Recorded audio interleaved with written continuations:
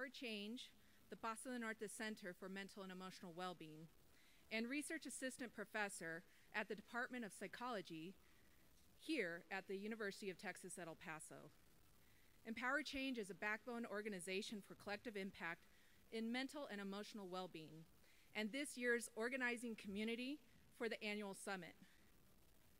Empower Change is proud to come to the table as a partner and in support of the consortium. It is my pleasure to serve as the Master of Ceremony this year. Achieving optimal mental and emotional well-being for all members of our community lies as much in the responsibility of behavioral health professionals serving on the front line, as well as with our educators preparing those professionals, the leaders making decisions that will lead to systemic change, and the family members of peers in need of support. Your attendance is an affirmation of your support towards continuously improving and strengthening our behavioral health system through collaboration. It is thanks to your support that we have experienced success and will continue to empower the development of targeted strategies for progress. I sincerely hope you will enjoy today and the opportunity for networking and discussion. Just a few housekeeping items before we start with our program. Attendees may find restrooms located at the middle of the tunnel, and signs are posted. Also, please look at the beautiful flower arrangements located in the center of your table. These arrangements can be yours if you have the next birthday. Now, when Empower Change was asked to organize this year's summit, we were excited. That excitement grew when we were able to secure the Don Haskins Center as our venue. We are fortunate to have the support of the University of Texas at El Paso. And speaking of UTEP, we are honored to have Vice Provost Dr. John Wiebe as a leading member of Empower Change. It is my pleasure to invite Dr. John Wiebe on stage to help us welcome us all to the Don Haskins Center.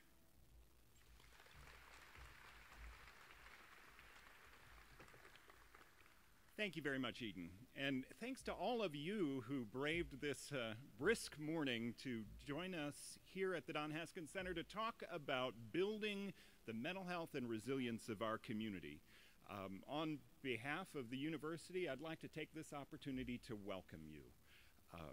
UTEP takes its role as a public university very seriously, and we work to apply the resources that we have for the public good, whether those resources be venues like the Don Haskins Center, whether they be the expertise of the many faculty who are here among you from various colleges and departments, whether they be the enthusiastic efforts of so many of our students who are engaged in service learning and community-based research.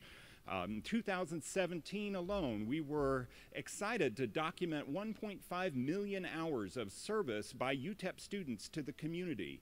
And a number of those students you saw here today, you still see here today, helping get you checked in, helping make sure that you had parking.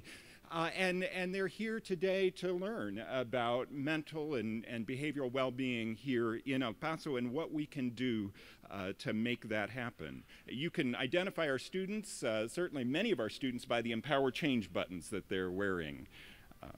In addition to welcoming you to UTEP today, I have the opportunity to introduce our next speaker, who is Tracy Yellen.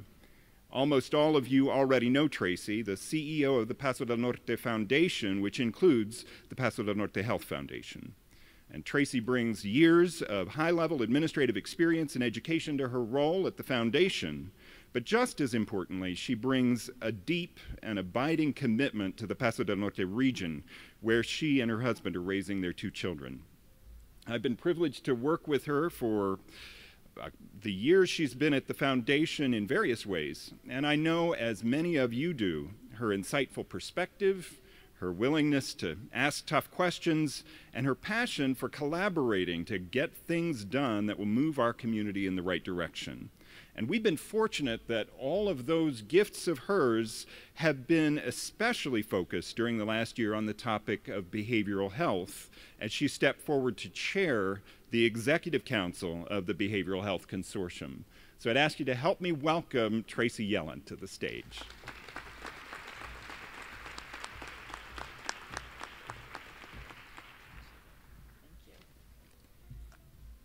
All right, good morning, everyone. So you'll be happy to know that I'm not really giving a speech. My task this morning is to make some additional welcomes and then briefly describe the format of the summit this year. I love that we're in the Haskins Center for so many reasons. My husband is a former UTEP minor, and his number is retired up here on these banners, not as Steve Yellen, but number 14 as Nate Archibald. So it was retired after he wore it. And we have a lot of fond memories, of course, of spending time in the Haskins Center. When we first started dating 25 years ago or so, we would sneak in to the Haskins Center, probably at a time where you could still sneak into the Haskins Center, and play 1-on-1 to 100. And that's sort of how we dated. I was a college basketball player myself, Division III, so small college. Anyway, but lots of fun. So glad we're here. So I get to welcome you and all of these students who are here with us as well. If you are a UTEP or Texas Tech or El Paso Community College student, can you please raise your hand so we can properly acknowledge you? Great, thank you.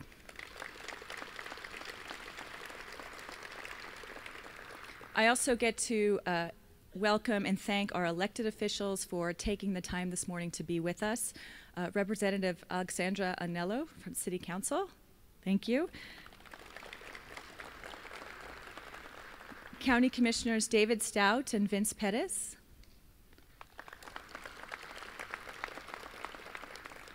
Judge Francisco Dominguez. And two EPISD trustees, Al Velarde and Mickey Lowry. If you are an elected judge or JP or an elected official and I have not recognized you, thank you so much for being here. Please raise your hands and we'll make sure we acknowledge you later in the program. All right, I also want to thank UTEP, Dr. Natalicio, for allowing us to be in this space, to Dr. Wiebe, Dr. Robles, and the entire Power Change team for putting this together, and really to all of the partners who have made this a really extraordinary year and a reason to come together and celebrate our successes and talk about the work that we have ahead of us. As you may know, the consortium was founded, let's see if there's, I was going to use a slide, but I'll just tell you, in 2014. And essentially we have an executive council made up of varying leadership and then 3 leadership councils. And you're going to hear from them this morning and members of those councils. So there's the Family Leadership Council, the Justice Leadership Council, and the Integration Leadership Council. And so the consortium is a framework that helps us organize the work. Under those councils, there are multiple work groups. And so you have this growing organizational chart really that makes up people that are doing the work on a day-to-day basis. And they spend many, many hours together. I had mentioned last night at a dinner when my kids say what we do, they say daddy goes to the office and mommy goes to meetings. So we go to a lot of meetings, but they're productive meetings, and the work that happens really results in the change in our community. So it is very much time well spent. I want to recognize in particular the chairs of our leadership councils, Yvonne Tapia from Oliviani and Kathy Gaitan from the El Paso Child Guidance Center with the Family Leadership Council. Dr. Tawana Norris and Victor Talavera, both with Emergence Health Network, leading the Integration Leadership Council. And Sheriff Richard Wiles and Crystal Davis, the sheriff with the county, obviously, and Crystal with Emergence Health Network, leading the Justice Leadership Council. And then none of this happens without 2 really special people with the Health Foundation. One is the chair of our board, and that is Sharon Butterworth. She was the founding chair of the consortium. And the other is Enrique Mata, who's a senior program officer with the foundation. None of this would happen without either of them, and I'm incredibly grateful for their time and energy. Okay, so the summit is divided into two sections. The first, we have such a pleasure to welcome and hear from today Adrienne Kennedy, who's the National Board President of NAMI. And so she is working on mental and behavioral health issues at a national scale, and we are so very honored that she's with us today in El Paso and will be our keynote speaker when I'm done, and I promise I'm almost done. And then we'll be followed by 3 panels. And we're very grateful to Bob Moore for taking the time to facilitate, moderate these panels for us. We're going to hear not from the chairs of these panels, but from members of each of the leadership councils who are doing the work on a day-to-day basis. And they're going to describe some of the progress that we've made over the last year, and also, you know, the work that, again, that we have ahead of us. So you can find detailed work plans for all of the councils on a website called healthypasodelnorte.org. So if you, we give you permission, you can Google it now if you'd like, healthypasodelnorte.org, and you can find under the mental health tab, you'll see the work plans for each of the councils and what we'd like to accomplish in the next 2 to 3 years. So measurable objectives, you know, we have our eyes focused on the ball, good, you know, analogy for where we are. But anyway, please, we didn't print those, but we encourage you to take time to look at them. And that's some of the work that they're going to describe today during the panel sessions. Okay, with that, there's no better place again to be than the Haskins Center. This is a team effort, and Enrique reminded me that there's no I in team, and that if you replace I with we, illness becomes wellness, and certainly that's what we're working towards today. So thank you very much for being here, and we look forward to this morning.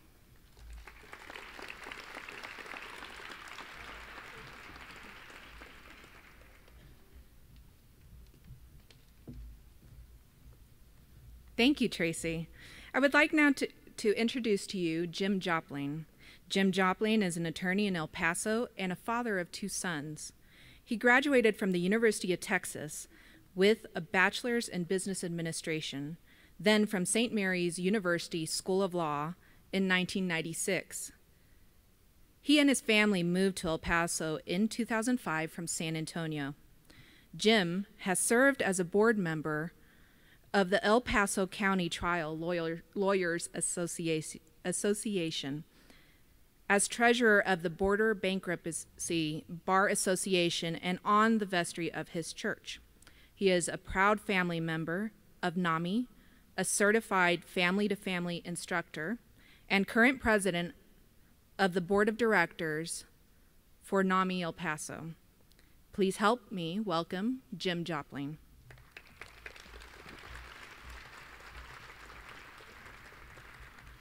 Thank you, Eden. Good morning, everybody. I'd like to start by thanking Empower Change for hosting the summit. I'd like to thank the Paso del Norte Health Foundation for facilitating the El Paso Behavioral Health Consortium. NAMI El Paso is honored to be a part of this consortium. We're honored to work with our other local partners so that we can collaborate with our community in order to bring quality mental health care and focus on the needs for mental health care in different areas and institutions within our community, especially with respect to our criminal justice system, law enforcement, our veterans groups, families, children, the homeless, and with other individuals, really with every citizen of this community. I am excited to learn about the great work that this collaborative has accomplished. I know that all of you are eager to hear from the strategic leadership committees and what they have to say this morning.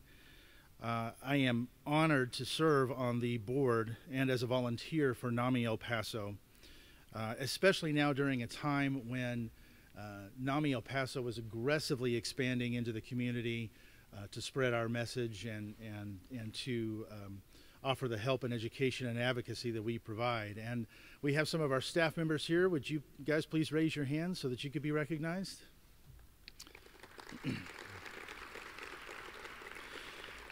You know, our team over here works tirelessly to provide educational classes, presentations, support groups, health fairs, they create advocates, and they do so much more so that individuals living with mental illness, whether they are diagnosed or whether they are family members of the diagnosed, can build better lives for themselves.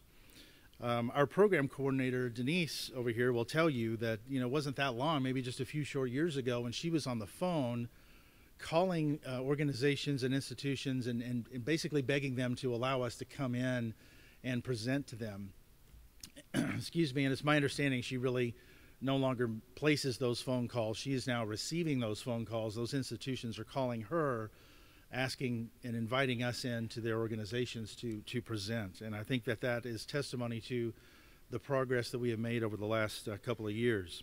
Just a couple of weeks ago, we had our biggest fundraising event for the year, our NAMI Walk 2018, at which over 700 mental health heroes registered to walk, got together and talked and collaborated on mental health issues and how to eliminate stigma. We were able to raise over $70,000 for our little organization. Together, we are educating ourselves, we are educating the community about mental health, the need for more and improved mental health care in our community, the need for improved awareness and sensitivity to mental health issues in all parts of our community, at the individual level and at different institutional levels. We're helping others cope with their mental health issues on an individual and personal level, and we are making daily progress toward our goal of eliminating the stigma which inexplicably attaches itself to mental health issues. All of this is made possible by the Think Change initiative from the Paso del Norte Health Foundation and by our partnerships with other organizations in our community, such as Family Services of El Paso, the El Paso Behavioral Health System, the Stephen A. Cohen Military Family Clinic at Endeavors, Emergence Health Network, Amerig Group, and really too many others to name right now, but also with everyone in this room. It's clear today that El Pasoans have better access to the care, the education, and the support that they need to cope with mental health issues in their lives. And NAMI El Paso is so proud and so honored to take part in that with all of you. As many of you know, NAMI El Paso is a local affiliate of the nation's largest grassroots mental health organization, which is the National Alliance on Mental Health. Through local and state affiliates, NAMI is helping families and their loved ones nationwide. NAMI also does a lot of advocacy work in Washington, D.C. and in state capitals throughout the country. We do this so that all Americans can have access to quality health care. Today we have with us Adrienne Kennedy, who is the NAMI board president, and it is my honor to introduce her today. Ms. Kennedy is a retired educator and administrator and researcher who devotes herself to mental health advocacy. After profound experiences with mental health issues of family members, and as their crisis, required her full-time caregiving, she resigned her doctoral candidacy at the College of Education at the University of Texas at Austin. She became active with NAMI, and in 2016, the Texas Supreme Court Chief Justice Nathan Hecht appointed Ms. Kennedy as one of the 6 advisors to the Texas Judicial Council. In 2018, Ms. Kennedy was named Commissioner to the Texas Judicial Commission on Mental Health, established by the Texas Supreme Court and the Court of Criminal Appeals. Ms. Kennedy is no stranger to El Paso. She has visited many times to come out here and train the NAMI El Paso volunteers as a state trainer, making her part of our NAMI El Paso family. She's also served on her local NAMI, and during her time as president, her local NAMI was given the high honor of being the local affiliate of the year by the National NAMI organization. It's my pleasure and honor to introduce Ms. Kennedy. Please join me in welcoming Adrienne Kennedy.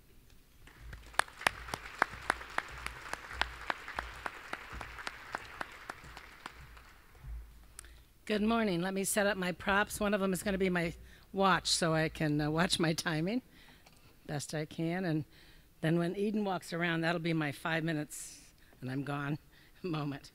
I have a clicker here, all right? Getting used to clicker. Let's see. Oh, that's, how do I go back? Oh, perfect. All right, good. First of all, let me say, this is not my favorite venue. Standing up here on a stage is not the favorite place for me to be, but it's a place also that I take with great honor and with great gratitude to each and every one of you. The place that I'm used to being is sitting right there at the table with you, sitting as part of the training aspects, part of the conversation aspects, part of the community development aspects. That's where the action really happens, and I hope you know that. And I hope you know the level of gratitude that I have for each and every one of you sitting at these tables today, because this is where the rubber does meet the road. The rubber on your feet meets the road of change and progress in our communities, and that is incredibly important. I absolutely laud the fact that you would get up and come in this morning and sit at these tables to be here, to listen to the people that are going to share their ideas and their thoughts. And I'm grateful that you've invited me. I'm incredibly passionate about this work. My husband has noticed that over the years, that the home-cooked meals diminish and my time out increases, right? So let's give him a round of applause. Yay, Hal.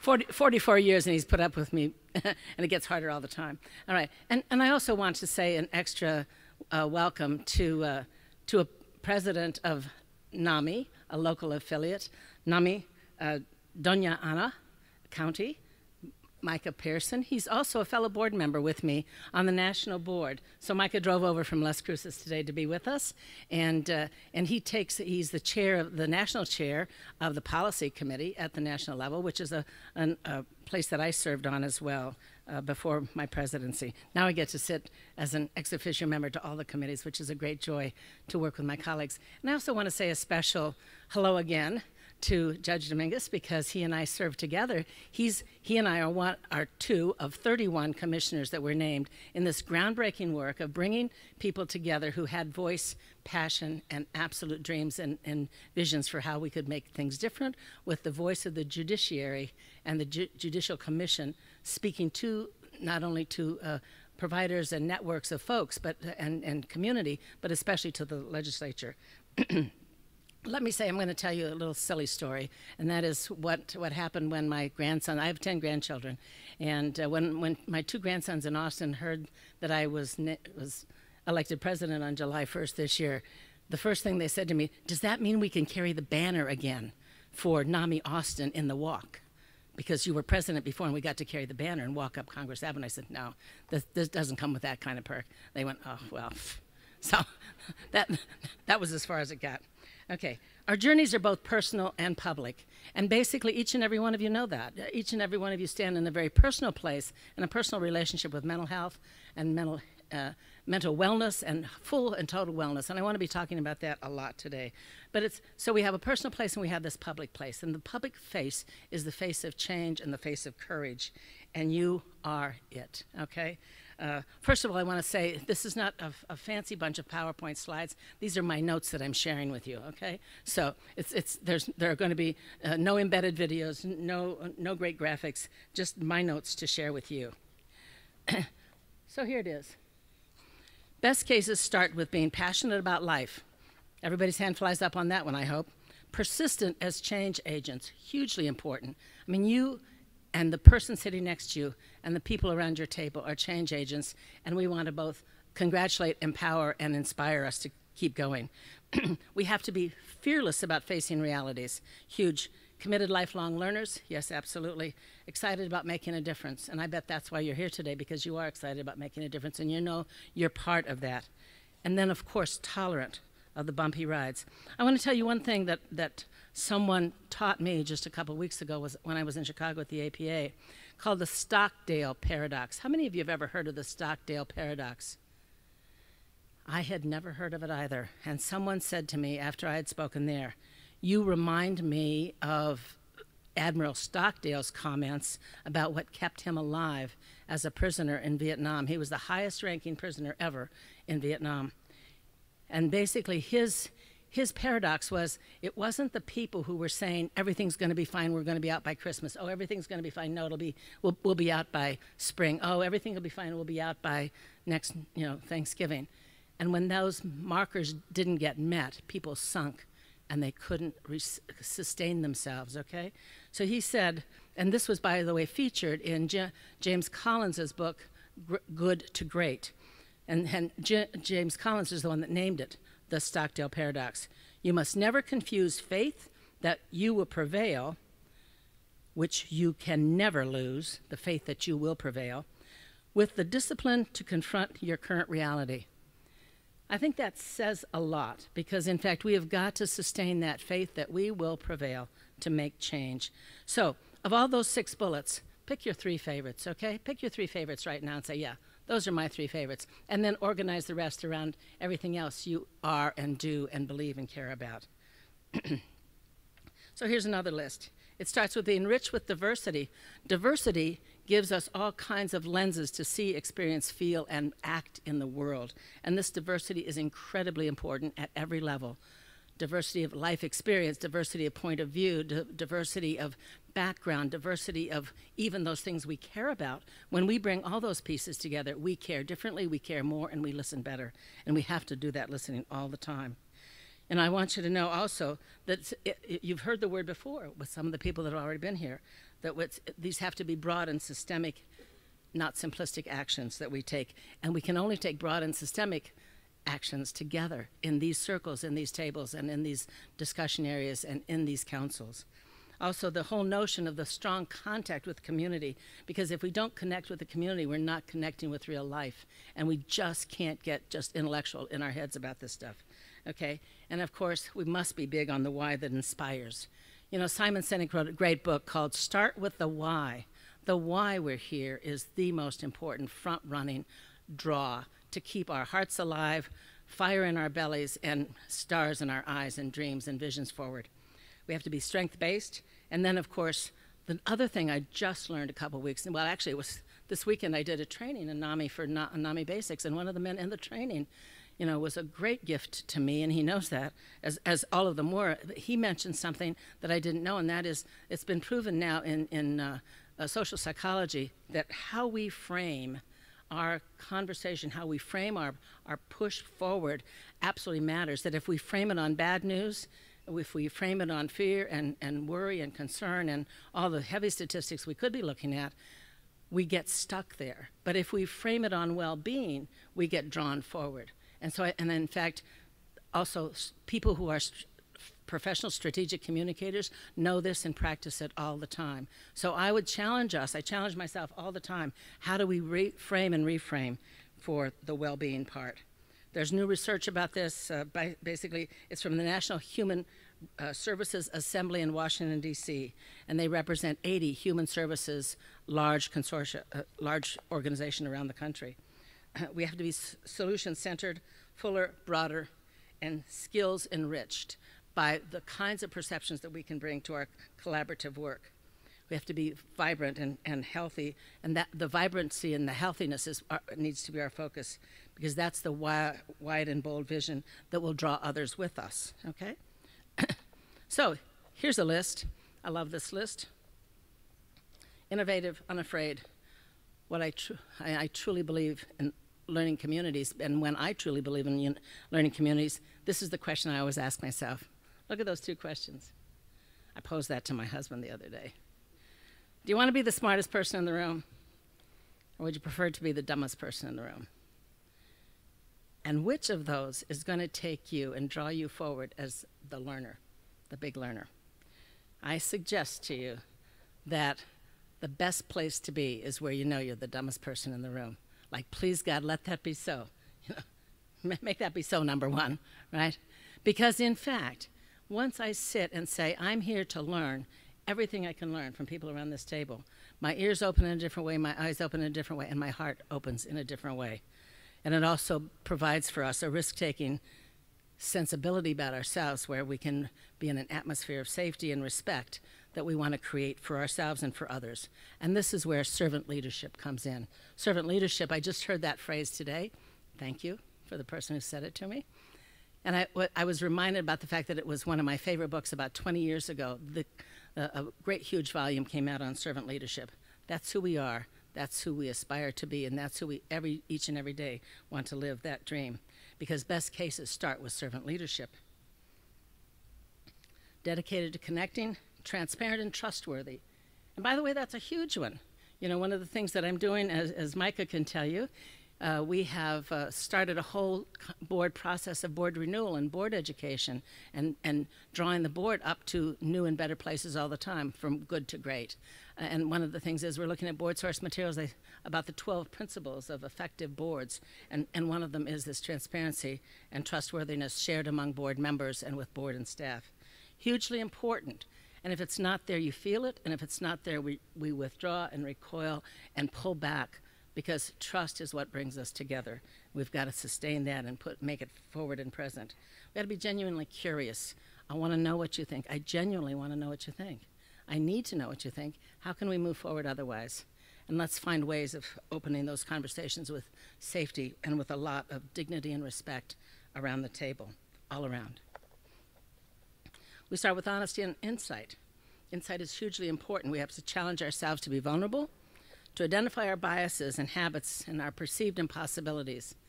You know, when don't I walk into a room and have a bunch of stuff that's going on in my head that's part of that not so happy list that could keep me bound up? And also, I want to really put your attention on the assessing organizational antibodies. I have a friend. He's been a friend for ours. He was in our wedding 44 years ago, and now he's a medical doctor. He's a forensic expert at Wayne State Medical School. And when I was mentioning to kind of the chafing that we do sometimes in organizational work, he says, don't you know the antibodies theory? You've got to know the antibodies. When you introduce anything new, there's going to be antibodies that come up, that rise up, right? Yeah. And so once we acknowledge that and say, okay, let's pay attention. What are the antibodies here that can be bubbling up that we are going to have to address lovingly? And also, as you know, we expect that when we're introducing change, it's going to feel to any organizational system, and ours as well, the ones that we live in as well, as a little mini invasion, right? So expect it, respect it, and talk about it. We want to question our assumptions because those will help us lead us to where the antibodies might be. And then we also want to set SMART goals. I'm sure you probably are familiar with the word SMART goals. I always have to write them down because I'm bound to miss one of the words, right? So specific, measurable, achievable, actionable. We could have two A's there, right? Relevant. Relevant to the organization, relevant to progress, relevant to human beings, and time-bound. Because we need to bring things in range and perspective so we can feel successful, one incremental step at a time. The best cases start with something new. And, oh, did we lose? Gotta go back.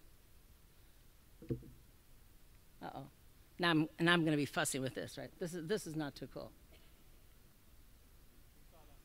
Yeah, thanks. Micah, help me here.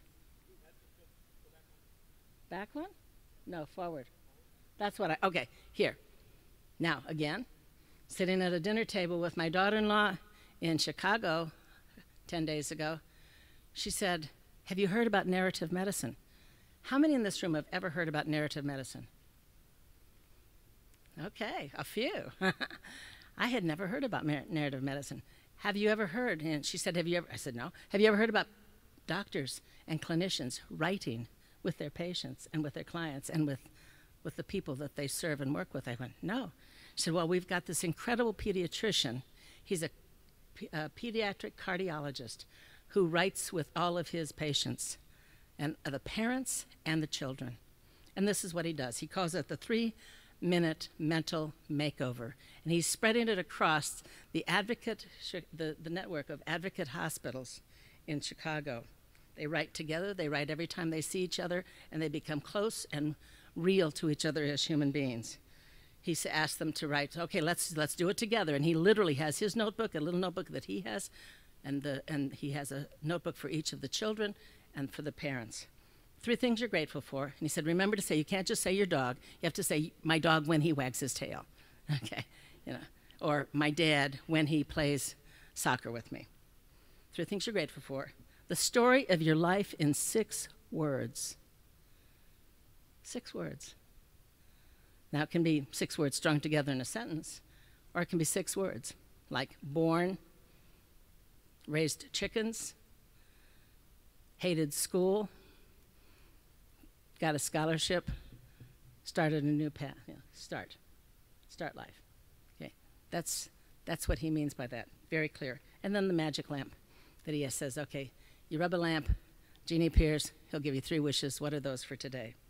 But that's how being real to each other, being present to each other, being people to each other matters in every bit of work we do. By the way, Dr. Thiel is spreading this throughout Chicago and in other professional circles. So pay attention when you hear about people riding together to become warmer and more real to each other. So here's what we'll say. Here's where we're going to start. Today, this is kind of the advanced organizer, those 6 bullets that you see. We're going to look at the why frame for well-being. And this is the new frame of that well-being that we must always be concerned about. We always want to be about people because we are totally about people work.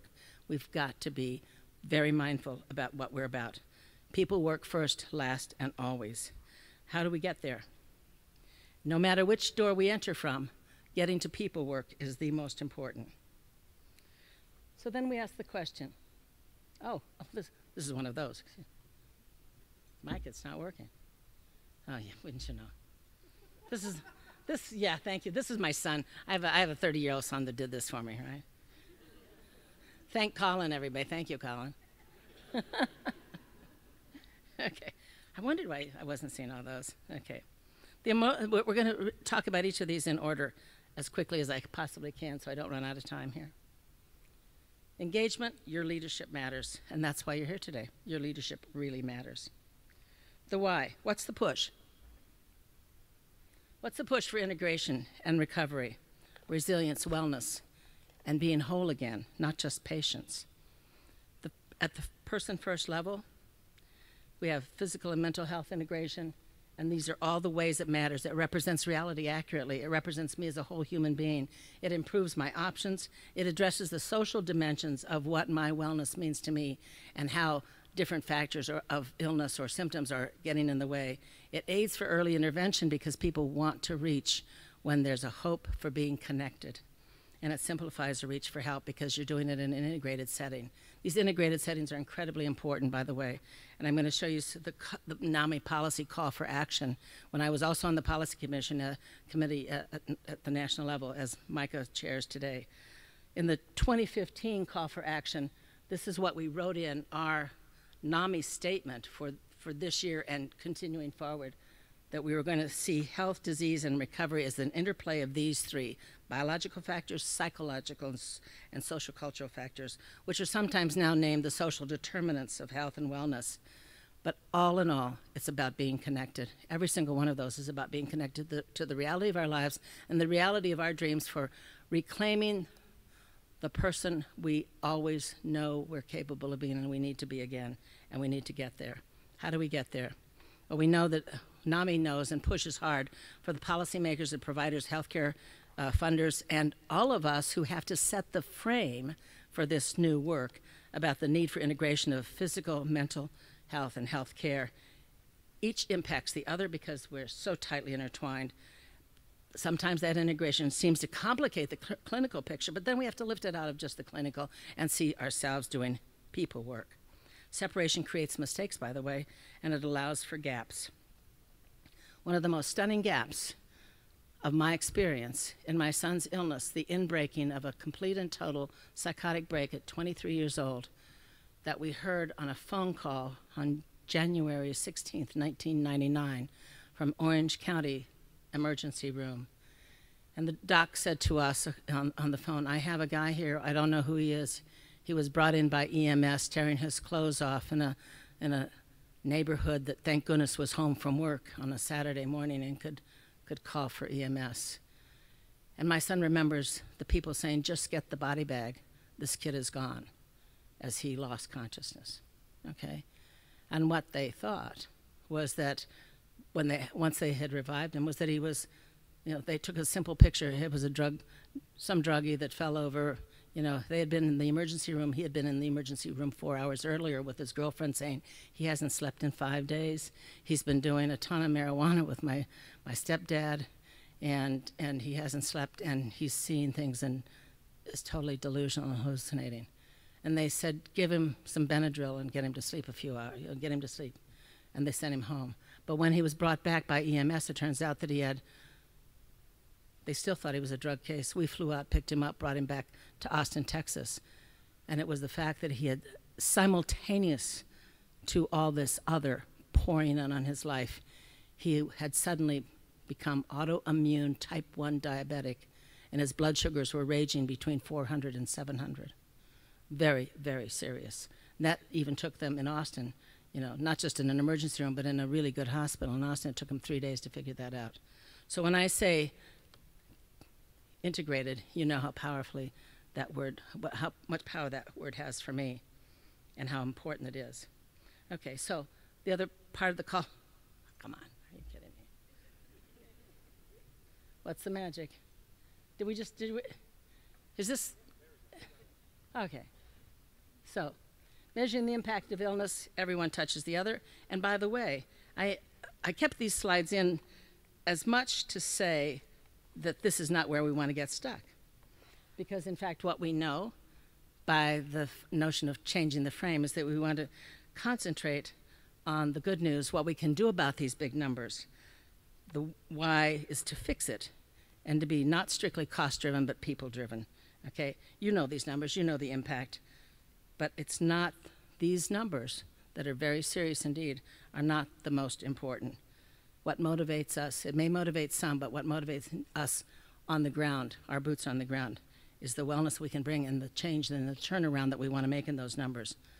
The turnaround that we want to make in these numbers as well. Can you imagine what it's like for us individuals with these illnesses, or us with family members standing side by side with our loved ones with these illnesses, to learn that a diagnosis shaves off 11 to 30 years. It's called now by the American Psychiatric Association the mortality gap. The mortality gap. Can you imagine? And it's largely related to treatable conditions and not directly related to the mental health condition itself. By the way, look at this from World Health Organization. World Health considers that it's 37% of healthy life years lost. That would be unacceptable. That would be unacceptable if we were talking about any other illness factor, right? Absolutely unacceptable. We need to make it unacceptable and then fix it, and then really put our concentration on the fixing it. And the dropout rate, which I do quote, because I think we need to put schools' attention on the importance of identifying the needs of students, their behavioral health needs, is that 50% of children with special ed needs drop out. It's the highest disability dropout rate in the country on any disability. So here, in 2017, these were the comments that were made that I wanted to extract and pull out for you. That serious mental illness also has disproportionately high rates of those for cardiovascular disease, diabetes, COPD, and obesity and tobacco use, which contributes also to earlier death. All of those factors are factors that integrated healthcare matter. Okay, you know this bunch of statistics as well. And of course, the other thing I want to challenge us to do is we must learn to speak across the spectrum, everybody. We have to speak across the spectrum from the earliest intervention, the earliest identification, the earliest moments, all the way to the very, very most difficult and challenging moments. And we have to have a seamless language for that that's respectful, that's filled with care, personhood, and possibility, all right? The early onset data tells us that 50% show signs by age 14, so if we start looking and paying attention.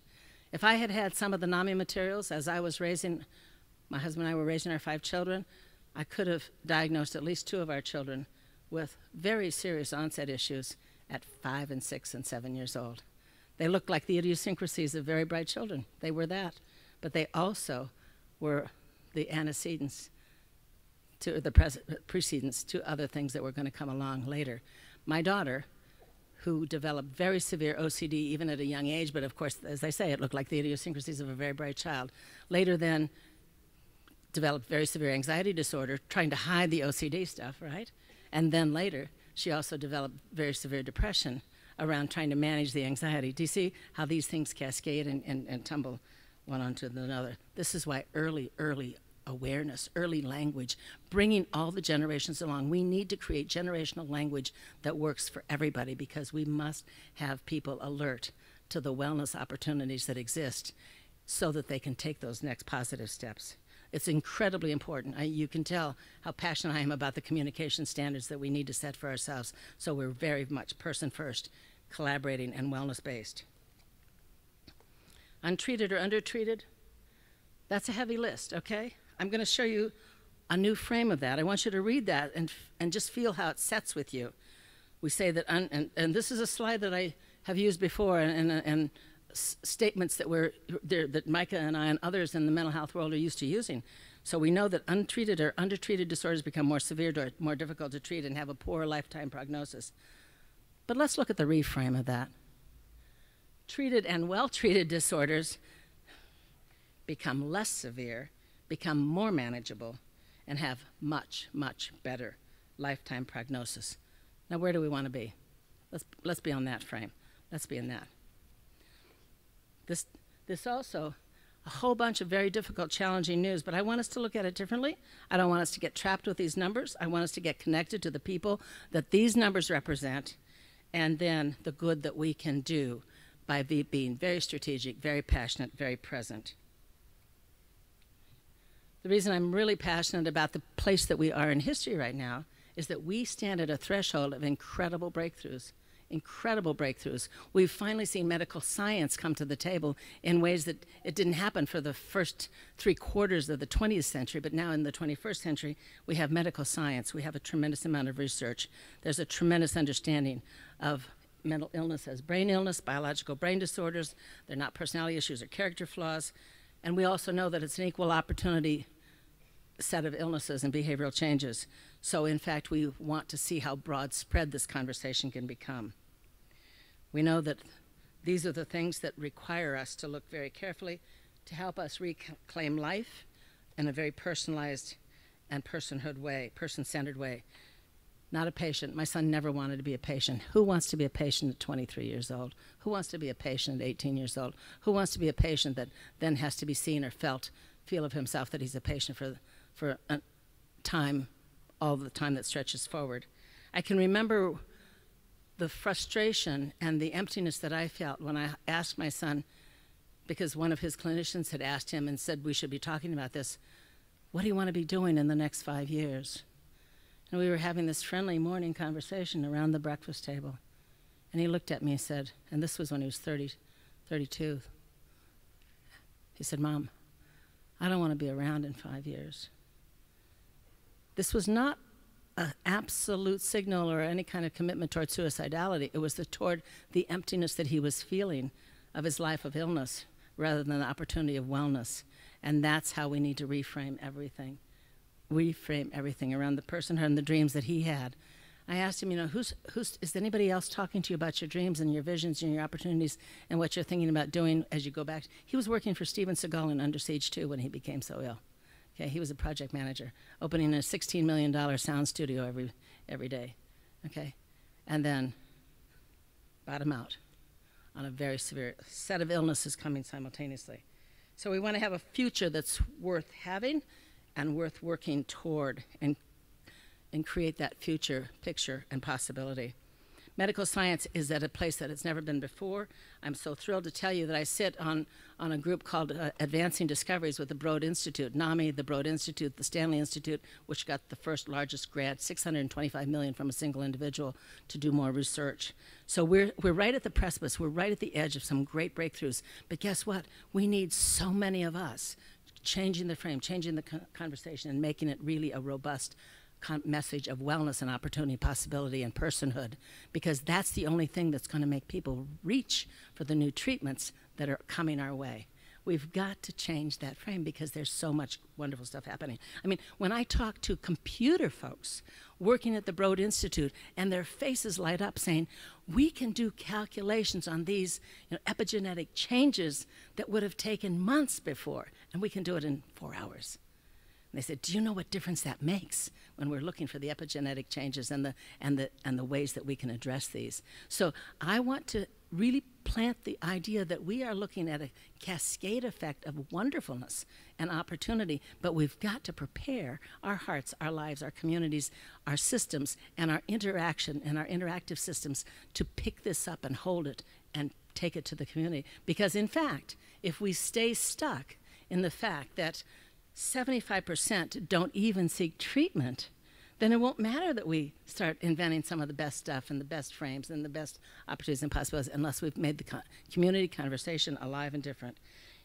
You know this one. We have genetic factors, we have biological life experiences, brain chemistry, compounding vulnerabilities. We can look at this as the, oh my gosh, it can happen all those ways, and then we're really sunk, and those are really tough things. But what about if we turn that around, because we know the plasticity of the brain, the resilience of the human condition, the resilience of human dreams and visions and values and personhood, if we stay in that place? Now we can improve each of these as we go. If we know it, we can face it, we can change it, we can improve it. And this is where I want us to put our attention. This slide we can see in two ways, but let's see it in the way that the genetic factors, if we know there are epigenetic changes based on stressors, how can we fix and change the stressors to make those epigenetic changes either stop or turn around? How can we change the biological factors? How can we even roll some great services and great opportunities and great community activities toward your families and your neighborhoods? When I look at your websites, when I look at your dreams and visions, this is what inspires me, and I'm hoping that this is what inspires each and every one of you. Resiliency, recovery, brain plasticity, life changes. Let's take them seriously, because this list can be looked at two different ways. Do you agree with me? We can look at this list two different ways. I want you to see opportunity at the end of every one of those. Everyone. Because if we have compounding vulnerabilities to get ill and stay more ill, we also have the positive of compounding vulnerabilities of bringing our creativity and our passion and our visions together. Okay? So these are some more of the bad news statistics, but let's turn them around. What if, look at that bottom one, about 55.8% receive no treatment at all in co-occurring disorders. And I know we have some co-occurring disorder experts in the room. You know, people who've lived it, who've been there, who've seen it, who've worked on it, who've been part of the community to try to turn this around. We need to put good attention on here, and integrated care is one of the ways to do it. The good news is each of these give us more insight for the opportunity of connectedness, and this is about the opportunity of connectedness. I want to end now with an unabashed advertisement for NAMI, because NAMI, yeah, thank you, bear with me, okay. NAMI, it took my husband and me 6.5 years to find NAMI after our son's inbreaking of very severe illness. That was 6 years, 5.5 months too long. And you want to know what puts the fire in my belly now? It's remembering how much time we lost, how much opportunity it was lost.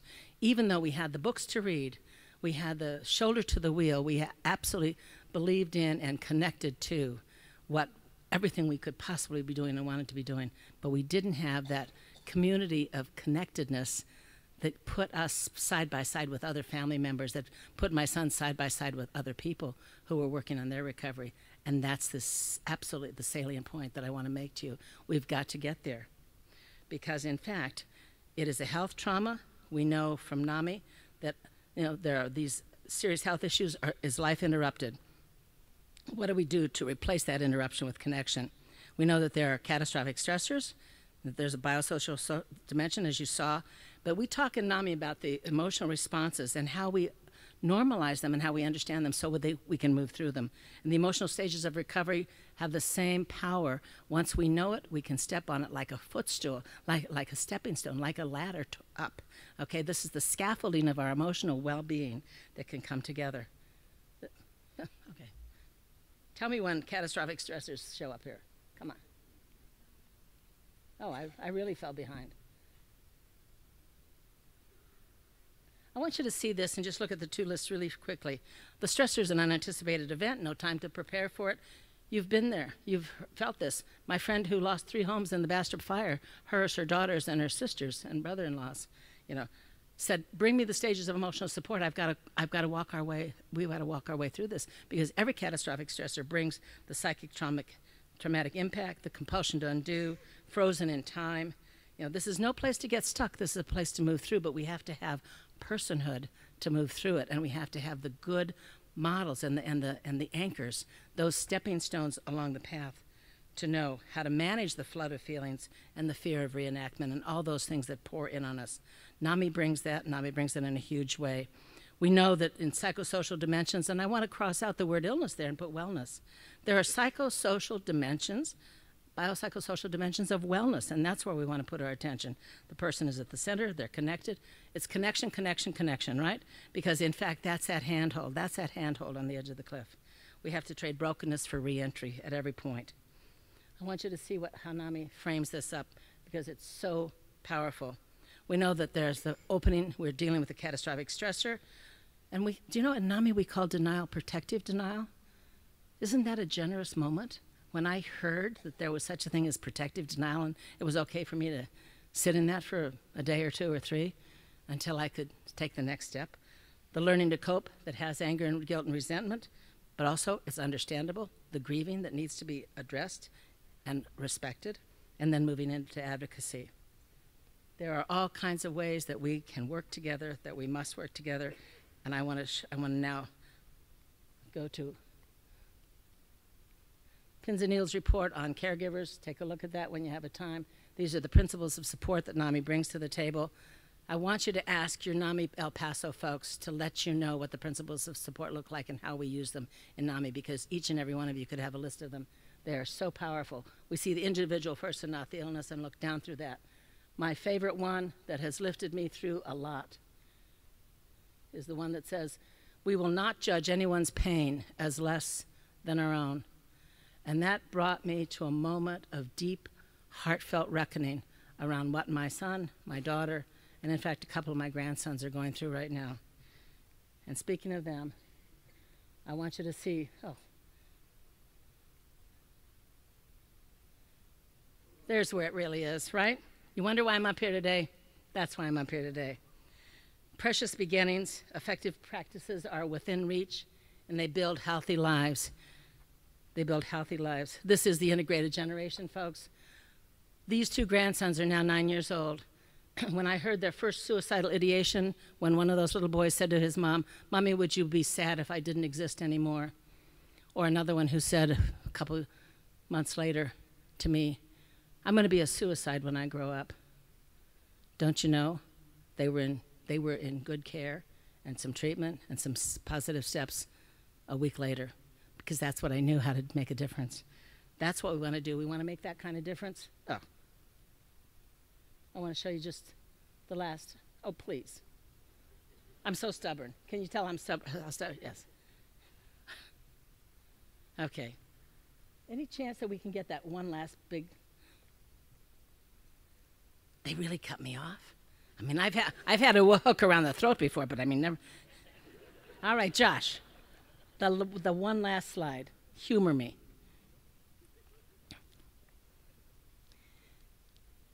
I have the great privilege to have lived the life I've lived side by side with courageous people facing very serious illnesses.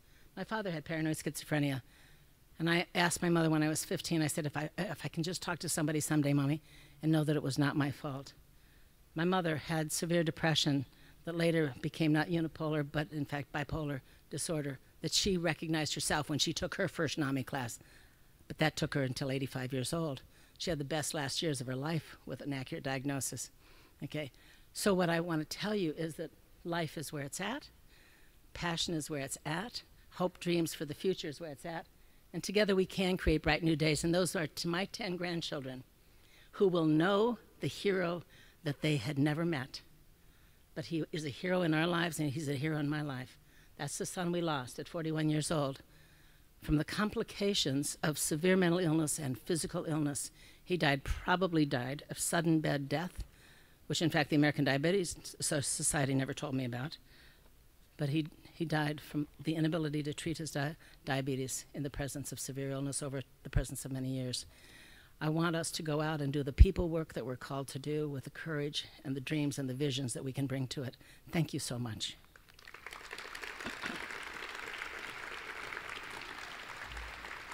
Thank you.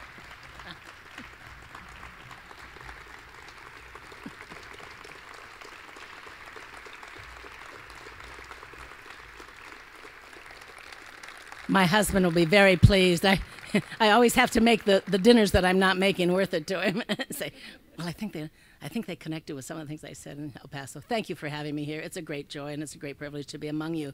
I am so inspired by all that I see. Thank you. Thank you. Thank you. For me? Yes, for you.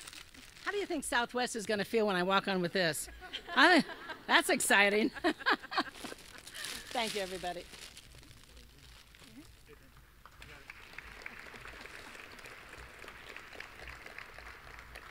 Thank you, Adrienne. Before I introduce the panelists, I want to provide you a brief overview of the topics that will be discussed today and introduce our panel moderator.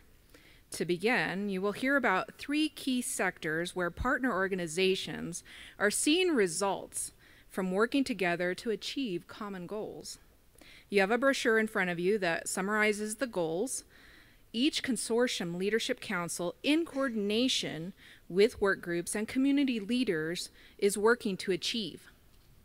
To keep the discussions relevant and concise, we have called on a world-class journalist and well-known El Pasoan.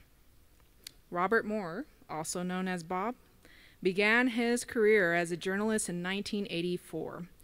For most of the past 32 years, he has been a journalist in El Paso, including 6 years as editor of the El Paso Times. He currently writes about border issues for the Washington Post, Texas Monthly, and other publications. During his career, he has earned numerous recognitions and is a champion of journalism and the local community. His respect for other champions who dedicate their careers to helping others is remarkable. We are honored to have him serve as this year's panel moderator. Please help me welcome to the stage Bob Moore.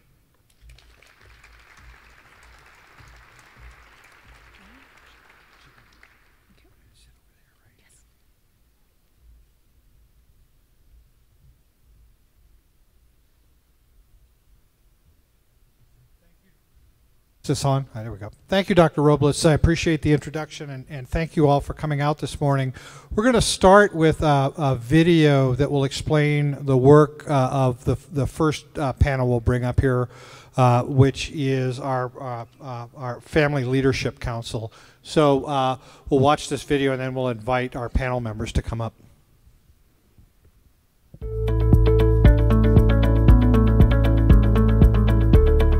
The Family Leadership Council is all the child-serving agencies in town having come together to look at the gaps in our mental health system, specifically relating to children and adolescents. It's creating access to the services that are out there.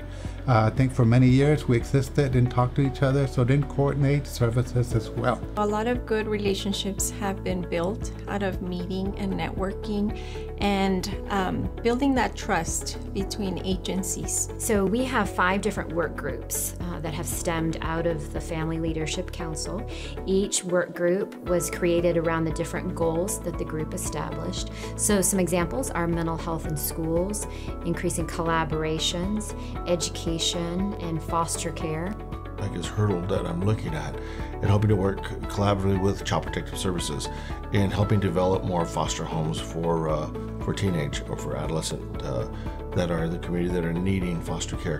One of the particular projects that we're working on right now as a community collaborative is reaching teens, which is an evidence-informed toolkit. It's a model of care for serving youth, adolescents, and their families. And then the collaborative or the initiative that has just started is that bringing the educational institutions together, the ISDs, to be able to start talking and identifying those issues that they have with respect to educating children with mental health issues and special needs. And I think that's hugely important because now there's an opportunity for the education systems in our community to learn of and work with those social serving agencies that exist and to make sure that we're eliminating those silos that exist and that the best interest of the children in our community is served, because now they can be served by all agencies who are capable of meeting the needs of that family and the child. It's been a very exciting journey to see how we've all gotten to know each other, how we've gotten to know our own community better, and how we are now actively in the phase of really concretizing and really executing some strategies that we are very hopeful is going to help improve the lives of kids in our community.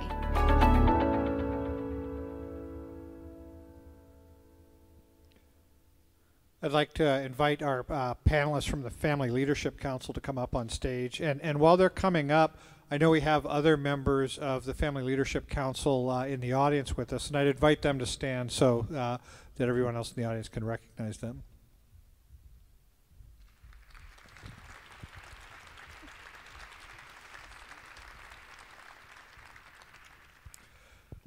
I was very inspired by Adrienne Kennedy's speech, so thank you again very much for that, Adrienne. But I have one bit of bad news for all of you. You all are at best in second place for dumbest person in the room, because I got that. And Adrienne's right, it is a wonderful place to be, it's been really inspiring for me as I've been preparing for these panels to get a deeper understanding of the work that you all are doing. And it's not the kind of work that makes headlines or that gets covered on television, but it's absolutely critical work at the most fundamental level to make sure that we're having impact on these issues. The end goal, that it became clear to me, was really improved quality of life for all of El Paso. It's not just the people most directly affected by these individual areas. So for all of you on these leadership councils that have been putting in the hard work over the last few years, thank you very much for doing this. So we're going to start with a panel from the Family Leadership Council, and I'm going to just give you brief introductions of all of them. We have with us today Veronica Lowenberg, who's the Program Director for the El Paso Center for Children. Dr. Sarah Martin with the Texas Tech Health Science Center here in El Paso. And Kathy Revchak, the Trauma-Informed Care Manager at the El Paso Child Guidance Center. So thank you all for joining us. And I want to start with an issue that has certainly been in the headlines a lot over the last couple of years. And we know that the state of Texas has been under significant pressure to improve its child welfare system, including improving the ways care is provided to children removed from their homes.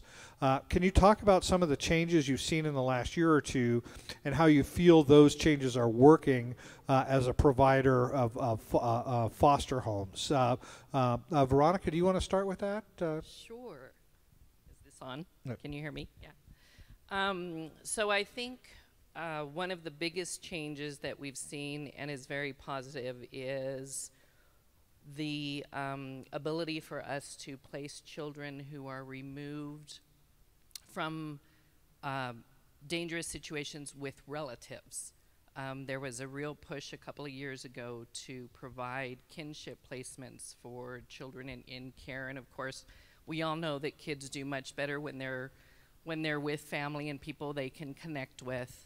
And so I think in our community we've done a really good job of doing that. We also are working really hard at training our current foster homes to be able to provide care for kids with some of the higher needs, you know, some of the higher behavioral needs. And I think we as a community have really come together to be able to provide, to identify those needs in our foster parents and provide those trainings to them. So I think those are some of the things that we've seen really improve here in our community. Kathy, do you want to follow up on that from your perspective? Are you seeing positive movements on some of these child placement issues or other things around behavioral health? Kathy. Oh, yeah, Kathy, I'm sorry. I think Veronica would be the indicator person for that one. So no, that's okay. Forgive me for passing the no. I'm sorry. That's I fine. thought you said Kathy. No, I did. Question to me, please. Yep. So can we take the next step on that? And what are the current needs for foster or needs for homes in El Paso in order to prevent children from being placed out of the region? I mean, that's a concern that Sure. that we all have. In our region, we have a huge need for homes that can care for teenagers. Everybody thinks teenagers are very difficult to care for. We've all been teenagers, and They can be very challenging, but they can also be super awesome. And I think we need to work more at recruiting parents who are willing to care for teenagers and providing those parents with the supports and assurance that they can do it. You know, like I said, we were all teenagers. A lot of us have probably raised teenagers. It's challenging, but it can be done, and it can be very fulfilling. And so I think that's one of the things we need to look at. We also need homes that are going to be able to care for school-aged kids and kids that are, again, having some high needs, behavioral needs. And so this type of collaborative has allowed us to all come together, identify supports for families that aren't in foster care, families that are in foster care, and be able to wrap those families with those supports. So we have 200 or so people here in the audience tonight, so this is a great group of advocates to reach out to, or I said tonight, this morning. Man, my timing is off. So we have a legislative session that's going to begin in January. Certainly in the last legislative session there was a lot of action around these issues. But from an advocacy basis with the audience that we have here, what would you ask people who are here today to do with the legislature coming up to help meet the needs of local children and to improve the system as a whole? And I'll throw this up to anybody who wants to take a first stab at it, because we are talking about a wide range of possible issues here. Dr. Grit? Hi. One of the things that I think is really important that it's interfering with the health of our children is there's a state law that mandates 90% attendance at school.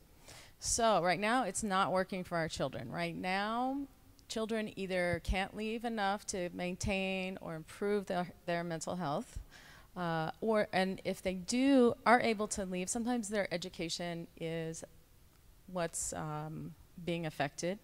And of course, the ones that are having the psychiatric or psychological problems are often the ones also having educational problems. So we really need to change that law so it's not so strict. I've worked in many other states, and Texas is very strict on that, which is great. We have a high graduation rate, but it is causing a little bit of suffering. So we need more flexibility in that for for children and adolescents who need to have chronic care. Mental illness is usually chronic, and it needs treatment that's chronic and ongoing. And then once you have reached the recovery phase, there's a certain amount of maintenance that needs to be done. And one of the ways that we can maintain the 90%, or at least somewhere close to that, as well as improving and maintaining health, is to have more integration into the schools. So if you integrate into the schools, it doesn't count as them being gone, so they can maintain their health and be counted as present at school. The schools will get their money for the education, but then of course we have to figure out a way, and that involves shifting funds into the schools so that we can provide care where the children are. So school is a stressful place, although sometimes families are stressful too. But school is stressful for children and teenagers, and so if we could decrease the stress in the schools, increase the amount of health care that can be provided in school, because children spend most of their days at schools, then I think we can maintain and improve health much easier. And we really need to think of everything from a public health model. The greatest good for the greatest amount of people, which right now, health care overall, psychiatric, psychological, and physical health, it's all a free-for-all. A kid's parent decides they need something, and then they run around town trying to find it. That's not a good way to do it. So we need to focus on the greatest good for the greatest number of children. So integration, that's my opinion. To follow up on that, Dr. Martin, you mentioned you've been in a lot of other states that tackled it differently. Are there any other things that you've seen working elsewhere that Texas isn't doing that we ought to be considering? Well, there's not necessarily other states, but other agencies So I was in the Army for a long time. The Army has a lot of money that they have put into school-based healthcare. It's mostly based on social workers or counselors that are in the schools, not only working directly with the children, but mental health experts, and psychiatry, of course, is part of that too. But that's a little more complicated. Probably the more grassroots thing, and that can be at every school, is a therapist who understands how systems work. If we reduce stress in the schools and we increase the amount of knowledge that teachers have on how to approach children and parents in order to meet their educational needs, but also to make sure they are well, that's where we need to go.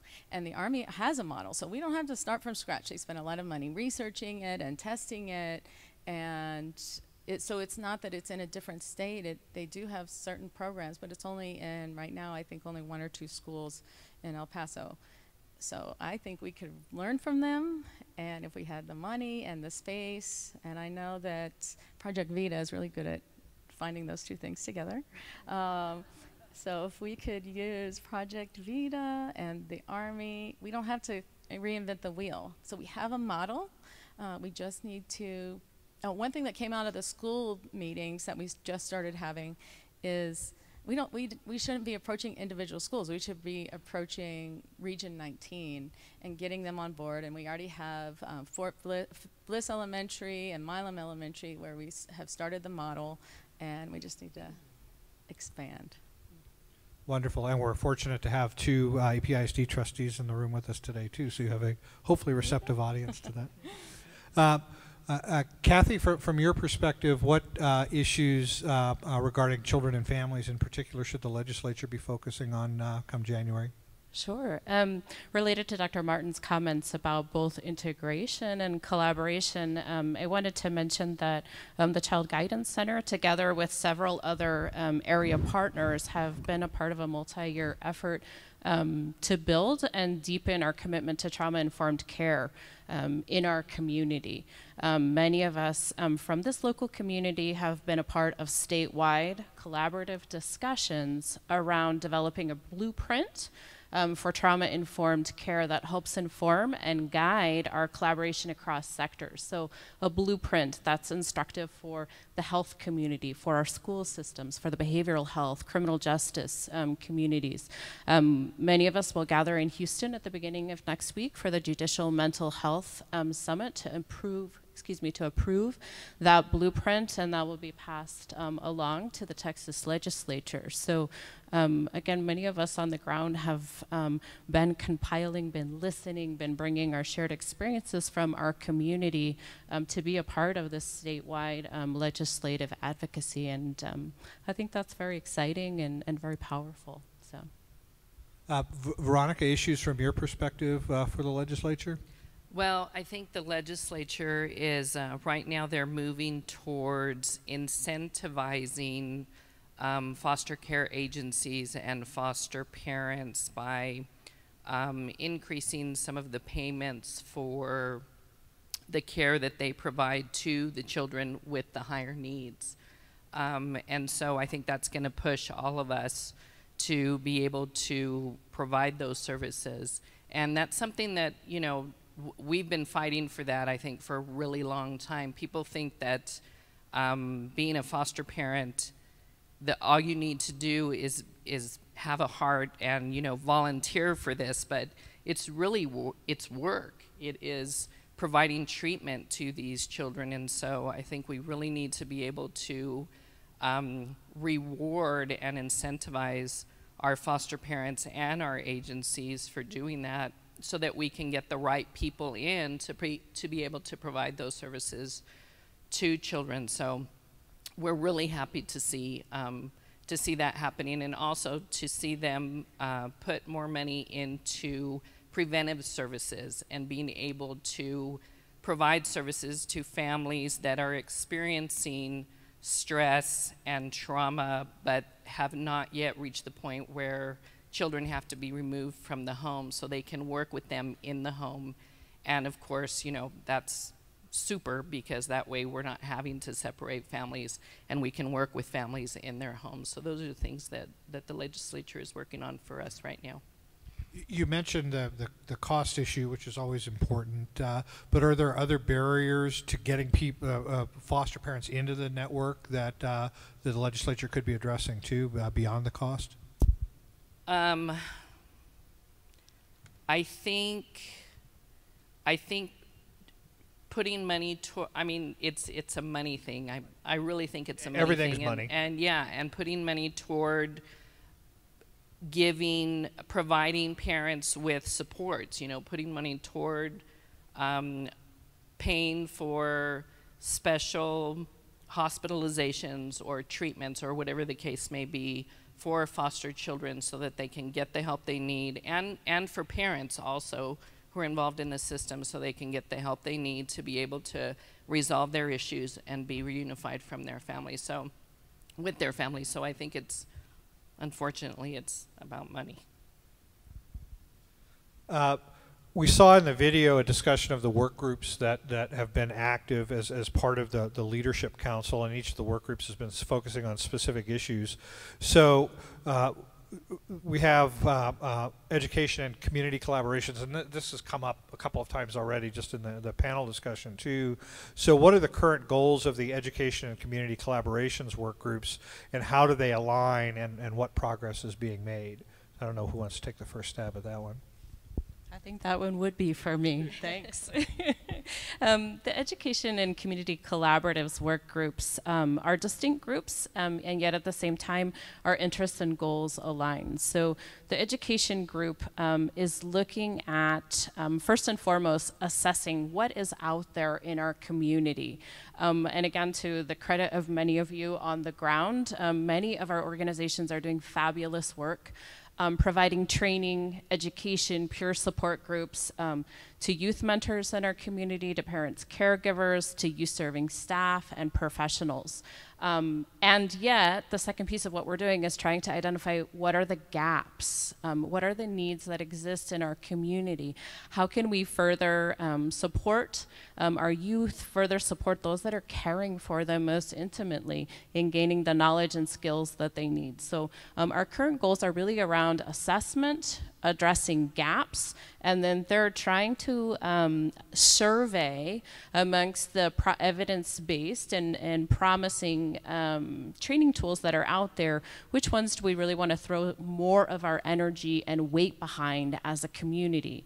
And one thing that we know is that when we invest as a community, when we're speaking the same language, when we're creating a culture of care that creates through any door policy, that's more accessible and more relevant to the families and the youth that we're serving. So, so those are the goals in brief of the education work group, and as you can see, they align with the goals of that collaborative work group, which really are to recognize and own some of the siloing that still exists in our community. I think we're all aware that we've made great progress in that area over the last few years. And as our work group meets, we still understand that to a large extent, some of us still don't know what our partner organizations are doing, or when we're referring youth or their families or caregivers to another organization or to another system, we don't exactly know what the program is that we're sending them to, or more importantly, we don't know who the person is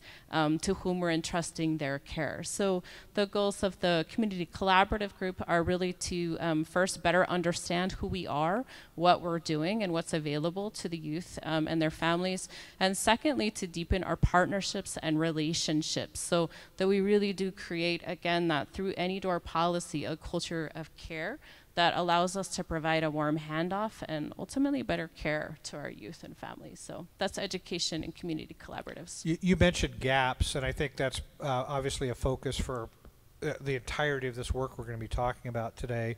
If it's not premature, could you talk about the gaps that you're seeing that really sort of rise to the top right now?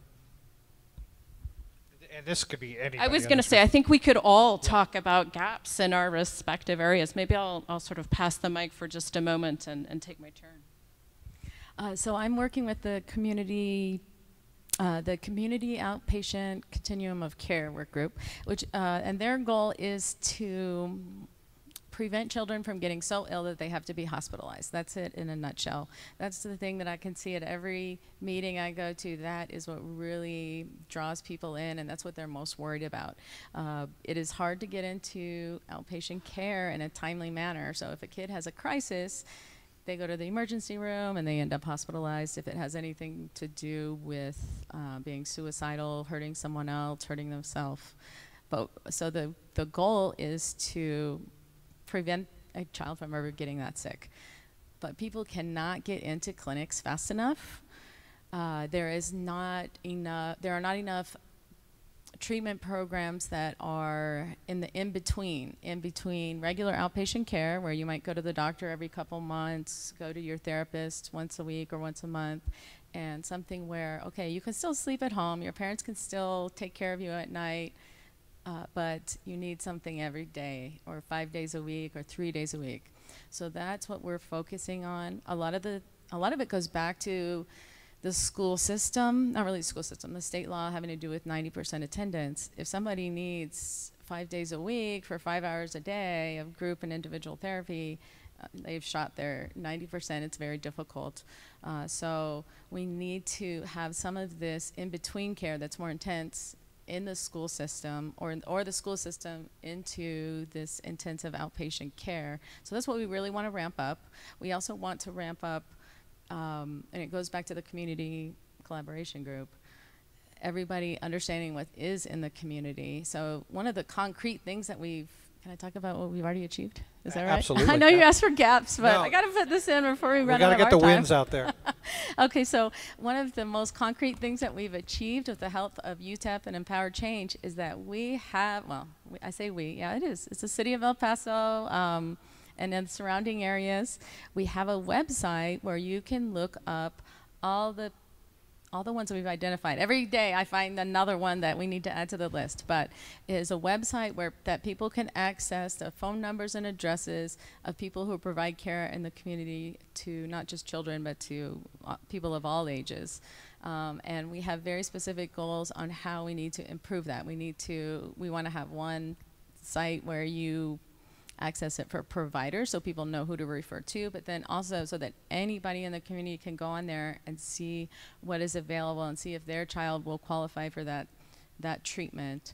So that is a very concrete goal that's gone really well. So we're very happy about that. And UTEP really helped us because, we're all clinicians and we don't know about that, how to make websites. And so they have made us a website and everybody's so happy. So, Veronica, I'll turn it over to you then, too. The same question about the gaps that any work groups you're involved in might have identified. And then also, please talk about any successes that you've had in your work so far. So I think, of course, we're always looking to increase capacity of foster homes for the children in our community. Texas is a big state, and we're kind of in this corner.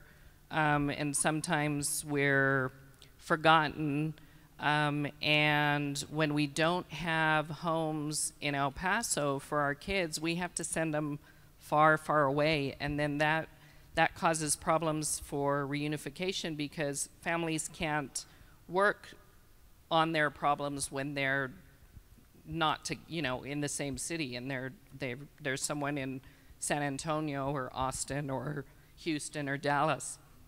So we're really working hard at trying to increase the number of foster homes here in El Paso, and I think we've done a really good job of bringing all the child placing agencies together to work as one team in recruiting foster parents because, of course, each of us has our own little niche, and we want to be able to provide placements, but sometimes we don't want to work together because this agency is going to get more placements than this one. So I think we've done a really good job of working with CPS, with our agencies in El Paso, and taking the initiative in just opening homes so that we can provide those homes for teenagers and kids so they don't have to be sent away. And you know, and making sure that those homes, as I mentioned before, are well trained so that kids also don't have to be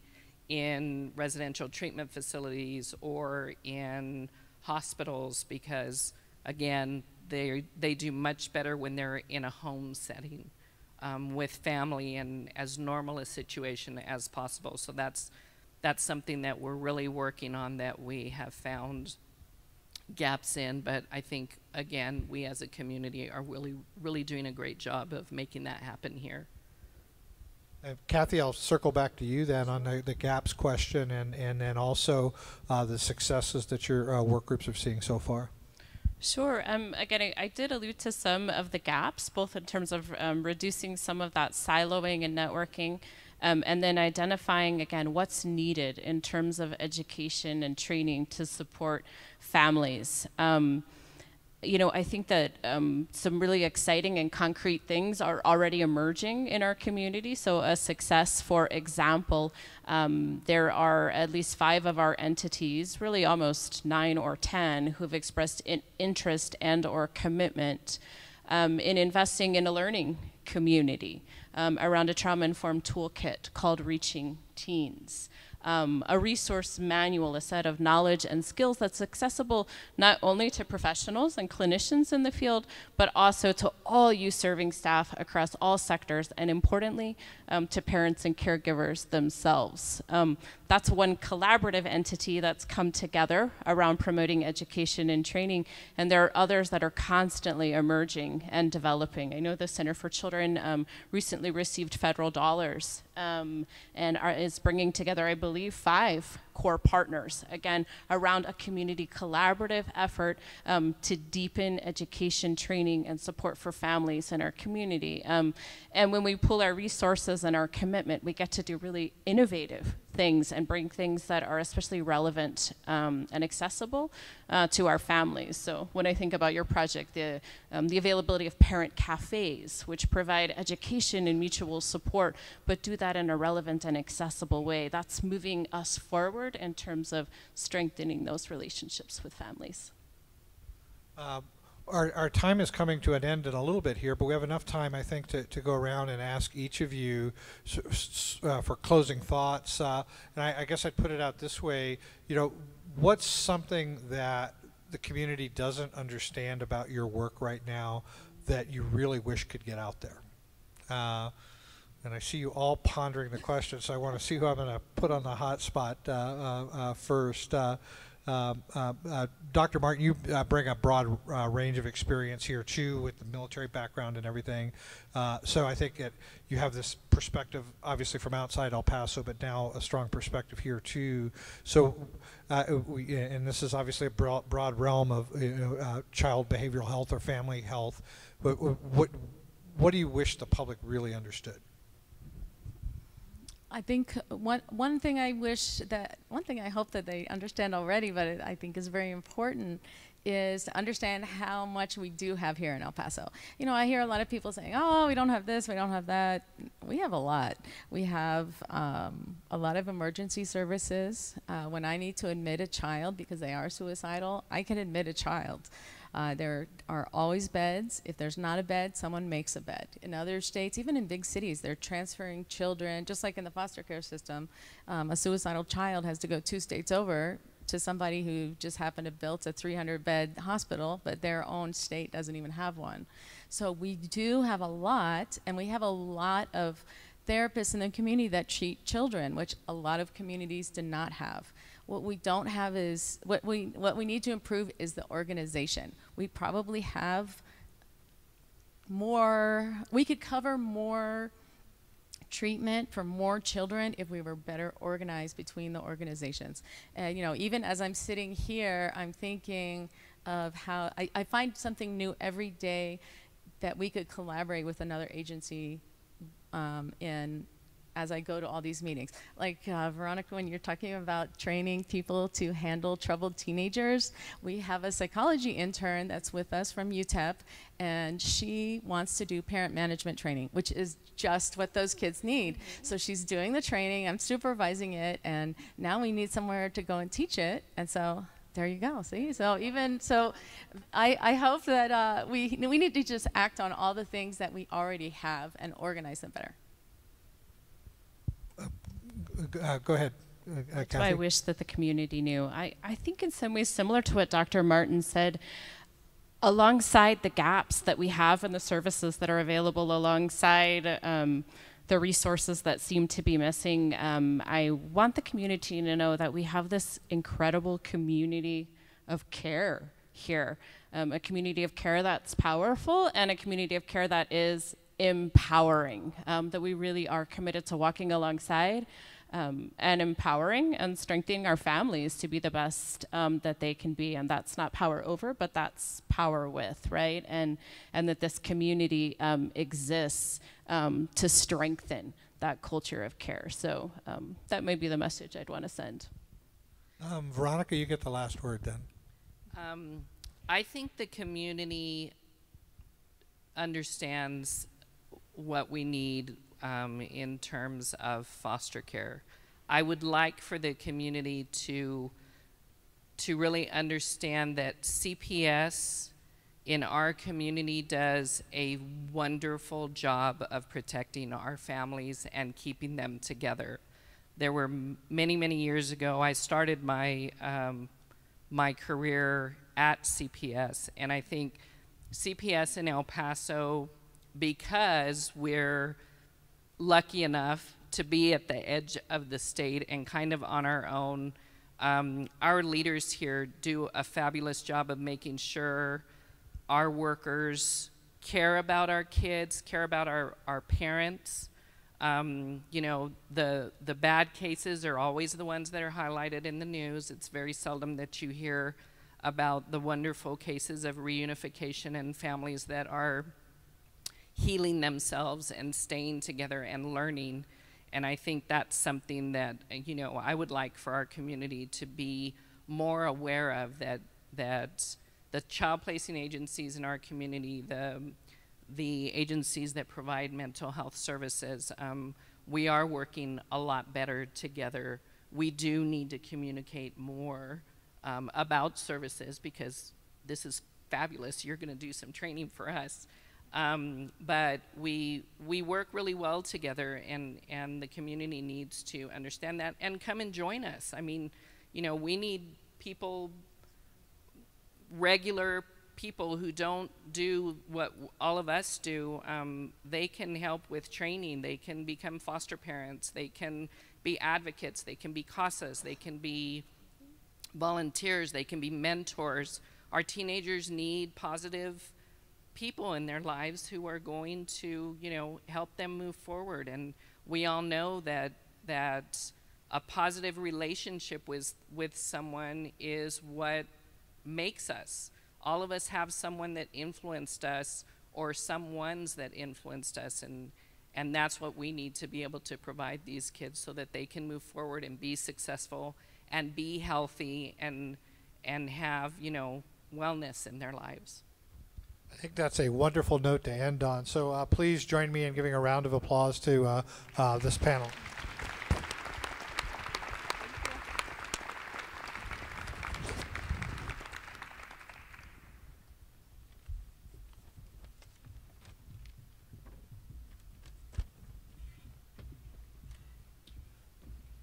The next group we're going to hear from is the Integration Leadership Council, and as our panelists make their way up, we'll show a video that highlights some of their work that's ongoing.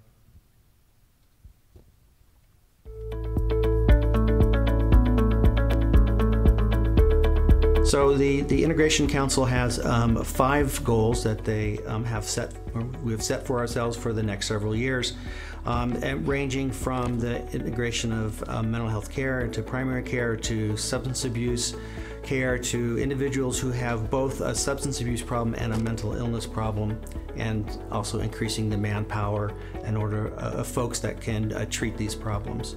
There's several systems, services, and support services that are out in the community, but we really want to collaborate with one another to ensure that it's focused on recovery. Because it's not just about getting a service and then leaving, it's about a lifelong recovery and living a healthy lifestyle, and how are we contributing to that, and how is the community contributing to that. So what we did was working with integration councils to say that includes health, primary care, as well as mental health and substance use disorders. How do we help a person maintain a healthy lifestyle? Well, integrated care requires a sufficient workforce, of course, but more than that, it requires a workforce with the right training and interprofessional education to do that job.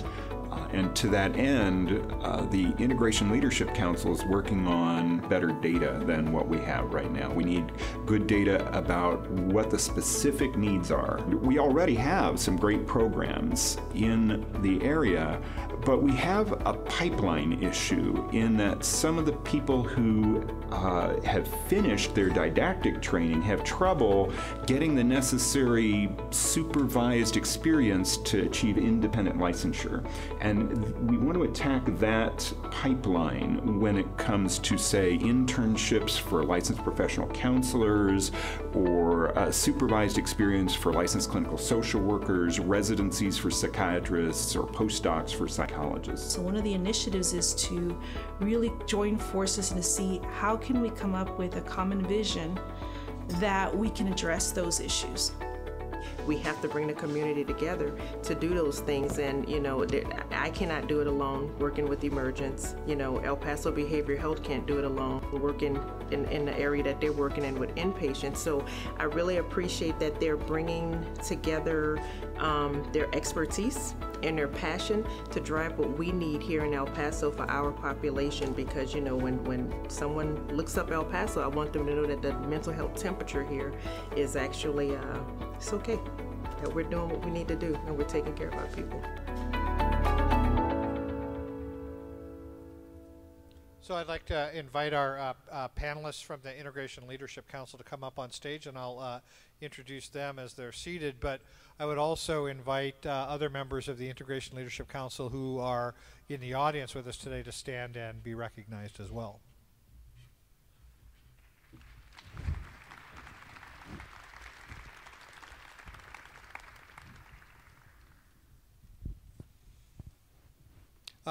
Adrian's keynote speech, I think, in some ways touched on this topic too. For a long time, various healthcare needs have been dealt with in silos, and we know that life doesn't operate that way. That mental health treatment doesn't exist separately from treatment from diabetes, for example, in the case she brought up, and the Integration Leadership Council is really meant to address those kinds of issues, to make sure that people who need these broad spectrum of services are going to get them, that providers are talking to each other, and making sure that we're understanding the full needs of the individual involved and making sure those get served. So we have 4 representatives from the Integration Leadership Council with us here today. Bill Schlesinger is CEO of Project Vita Health Center. Welcome, Bill. Christopher Bailey is a recovery support specialist at Project Vita Health Center. We have Dorenda Woodruff, who is a Project Vita client. Welcome, Dorenda. And then we have Melissa French, who is a clinic manager at Emergence Health Network. Each of you is here with us today because you have some experience with providing or receiving integrated care here in El Paso. So let's start by talking about what does integrated care mean in a mental health context, and how could each of you briefly describe the integrated care delivery system in which you participate? And Bill, I think I'll start with you since you're so far away from me here. Distance is always a good thing. So we are integrated human beings. We think, we feel, our heart beats, we move our bodies, and all of those systems integrate. One of the things that happens when anything disrupts systems is that our ability to integrate is affected. So we go into pieces. You walk into a room, you forget why you were there. You're driving and you're distracted and you have an accident. Integrated care tries to put the pieces back together. you can't deal with, and we've all heard this clearly, you can't deal with diabetes if you can't get past depression. Having diabetes can trigger depression. So you get a vicious circle. So what you're doing with integrated care is you're trying to identify, recognize, and respond to the disparate pieces in somebody's life and help them bring those pieces back together for themselves. So it's not simply a matter of giving a pill, and it's not simply a matter of giving advice. It's a matter of helping folk recover themselves and their own ability to integrate and to have the resources that they need to do that. Christopher, from a recovery support specialist point of view, what does integration mean for you? Well, I think first and foremost what we have to address is the idea of internal integration versus an externally integrated system. So when we talk about a clinic system like Project Vida, for instance, we have a lot of internal integration, but Project Vida works very hard at integrating and collaborating with other institutions within the community. And so from a peer recovery support standpoint, what that means for me is when I'm working with an individual that suffers from substance use disorder, there is a whole array of services that may need to be brought to bear in order to address what they're working through. And in terms of the work that I do, part of what I do is resource brokering. And so it's identifying the necessary behavioral supports, the necessary primary care supports, so that they're actually able to see a physician to address anything like a bloodborne pathogen such as Hep C and HIV.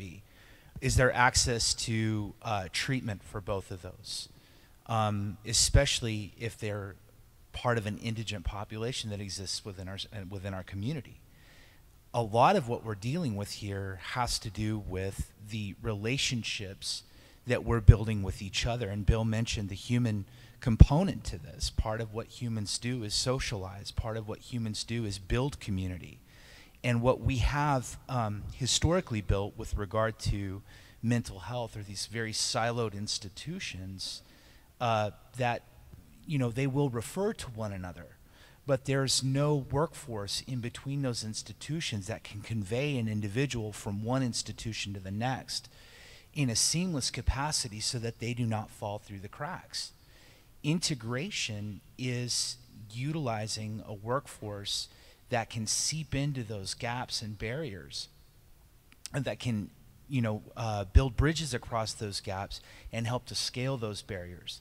And that has a few different effects. On the one hand, it really places the client at the center of what services they're taking advantage of, or that they are being placed in an opportunity to take advantage of. But the other is that as these institutions begin to work with each other and collaborate, there's a measure of trust that's built as well. And I feel like that's a very vital importance in terms of integration. Dorenda, you're a consumer of healthcare services, like many of us in the community. From your perspective, what does integration of those services mean, and how effective or not has it been for you as you've accessed services? Yes, I am. Okay, I am a patient there, and it started out, I'm a diabetic, so I started seeing the doctor there. And then, of course, being a diabetic, it means every 3 months you have to have blood work, and it's really great. That's there also. But then I work for a church, and I know a lot of people think that's an easy job. It's not an easy job. You have to deal with all sorts of personalities, all this type of stuff, because you're dealing with people. And I was having some people in the church that were making life a little difficult for me and put me under a lot of stress. Then I also have, I have 4 children, but my youngest daughter and her 2 daughters were making life very stressful for me also. So I'm sitting here dealing with this, and then my mom passed away, and I was dealing with that. And when I said, okay, I need to talk to my doctor and get some help, then I started talking to him, and I broke down and everything, and he goes, we can help you. I want you to meet Rachel. And I'm sitting there going, okay. But Rachel was not there the day, so I met Mark. who signed up. I made sure I had an appointment with her the next week. And if I would have had to go any place out of my little area, because that's another problem I have, is that if I have to drive out of my area, I have panic attacks. So she's right there. And I started talking with Rachel, and she has really helped me a lot. But then I have another problem, which I don't normally talk to people about, but as you can see, I'm very much overweight. And I was telling Rachel, said, Rachel, I need to lose this weight, and everything I've tried, it's not working. So she made an appointment with me with Dr. Molina. And again, he's right there. I don't have to go anyplace else. And he started giving medication to me, which unfortunately, instead of helping me lose weight, it caused me to be extremely tired, and I would end up falling asleep at my desk, which most of the time I'm by myself, but it's still not a good thing. But he tried other things. But he also kept telling me that I was depressed. And I'm sitting there going, I'm not depressed. Because I had a doctor at one time, he told me, if you can smile and you can laugh, you're not depressed. And I'm going, okay. But I started paying more attention to certain things that I do, certain ways I was feeling. And it finally dawned me on part of my problems. And also, when I get down, I eat. That's the way I take care of this problem, which is definitely not good. But I also talked to Dr. Molina for that, and he put me on pills for depression, which helped a lot. Now he's gone, and now I'm seeing another person, but it's still, all of it's working out, and it's working out because it's all right there. I don't have to try to find a ride to go some other side of the town to get help. I mean, so the problem with me driving doesn't come up because I can drive to the clinic, no problem. It's on my side of town.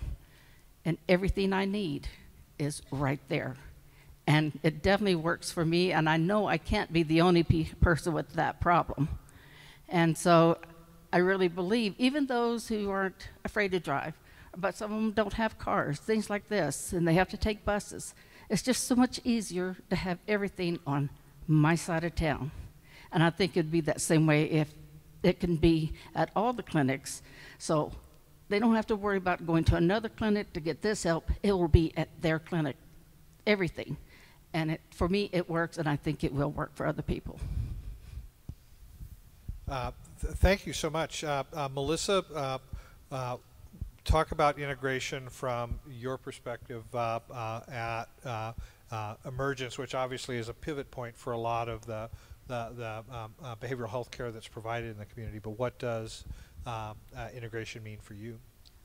Well, I believe the panel here touched on a lot of the points that what is an integrated care system. But I mean, it's exactly that, having an individual come in for us actually getting all three services at one visit. You know, they're coming in for primary care, we're assessing for behavioral health, we're assessing for substance abuse. So that way, if anything positive comes out in any of those screenings, assessments, we can take care of it right then and there. We have a team of providers, primary medical team, a behavioral health team, nurses. They collaborate together, they communicate with one another, and we can take care of that individual with a proper treatment plan, that individualized care for that individual, giving them goals that they can take home, you know, and work on those goals, coming back and providing us that progress so we can help them get to where they need to be. Let's talk about barriers we face in our region to broader integration of care across systems. And I think Dorenda touched on something that's really important, and that was the accessibility of care for her, that she is able to, in her own neighborhood, access the various level of services that she needs. I think we all know that that doesn't occur for a lot of people around El Paso. So that's clearly one barrier. But what other barriers are there out there to integrating the important systems that we have? And Melissa, I'll start with you this time. What other barriers are you seeing? Some of the barriers that we see is insurance coverage. Okay. So you have insurance companies that see behavioral health and medical that are completely separated. Okay, what we need to look at is trying to get them and educating to get them to come together, and instead of it being separated, being under the same umbrella. We are seeing a lot of individuals coming in that, you know, or calling, you know, just wanting the behavioral health treatment.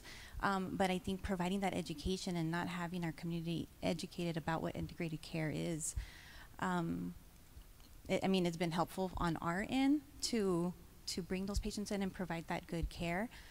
Our opiate crisis that we have right now, huge barrier.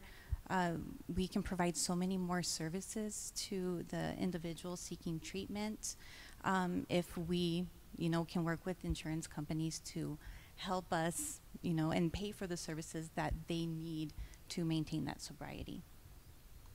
Dorinda, you mentioned having accessible care right there, so you don't have to worry about driving.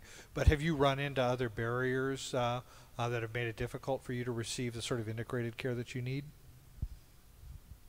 Attendance that I needed at the clinic? Yeah, or in any other healthcare settings that you have. One of the barriers are I can't afford health insurance, so I don't have it.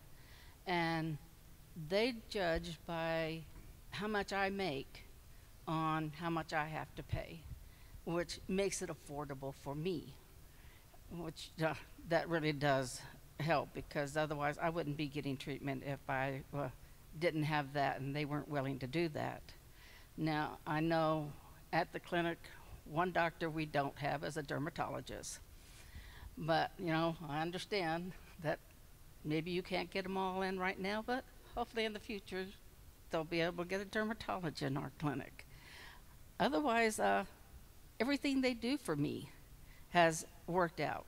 I mean, I can, especially since I started seeing Rachel, I've not had a panic attack. Now, granted, I don't go across town and stuff because I know that will cause one, so I don't do that. But other things cause panic attacks, and with her help and her showing me what I needed to do, I haven't had one. And, you know, it's been a while since I started seeing, so for me, that is a great treatment, because I definitely need that. I've had panic attacks since I was beginning in my teens. So the fact that she was able to help me to get that stopped was fantastic for me. And those are the things that I need. Otherwise, with Project Vita, I don't have any other real barriers. I know it takes a while when we have to all check in and everything, and then we have to go do the, I guess you call it triage. I don't know what they call it there.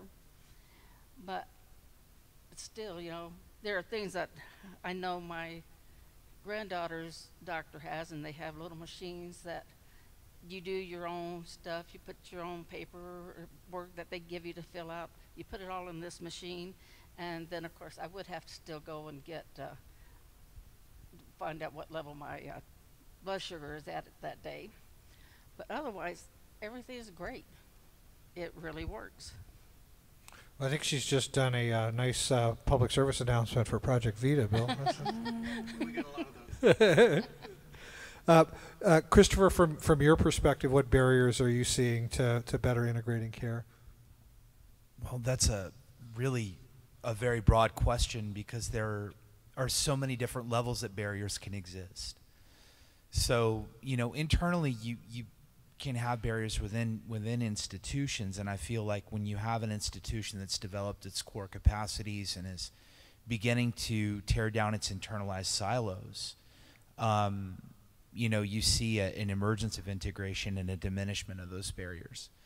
I think concomitantly, when we look at external barriers to care, the individuals whom I have worked with have a few different elements. So there can be cultural barriers that exist in terms of accessing care, and it comes with the stigma of being, and you heard it earlier, being a patient in the keynote speech. Nobody wants to be a patient at 23. No one wants to be a patient at 18. And also, I think in some terms, between institutionalized or clinical stigmas in the kinds of language that we use when we describe people that are participating in our programs. We tend to use language like consumer And we use those words in front of these individuals. And, you know, when I was a recipient of services, I'm much more than just a consumer. I'm much more than somebody that is being pumped for money. And I feel like there's a whole history that each person brings to bear. There's a whole level of experience that they're bringing to the table. And we really need to take a look at how we're referring to individuals and the way that it affects them when they hear us speak about them.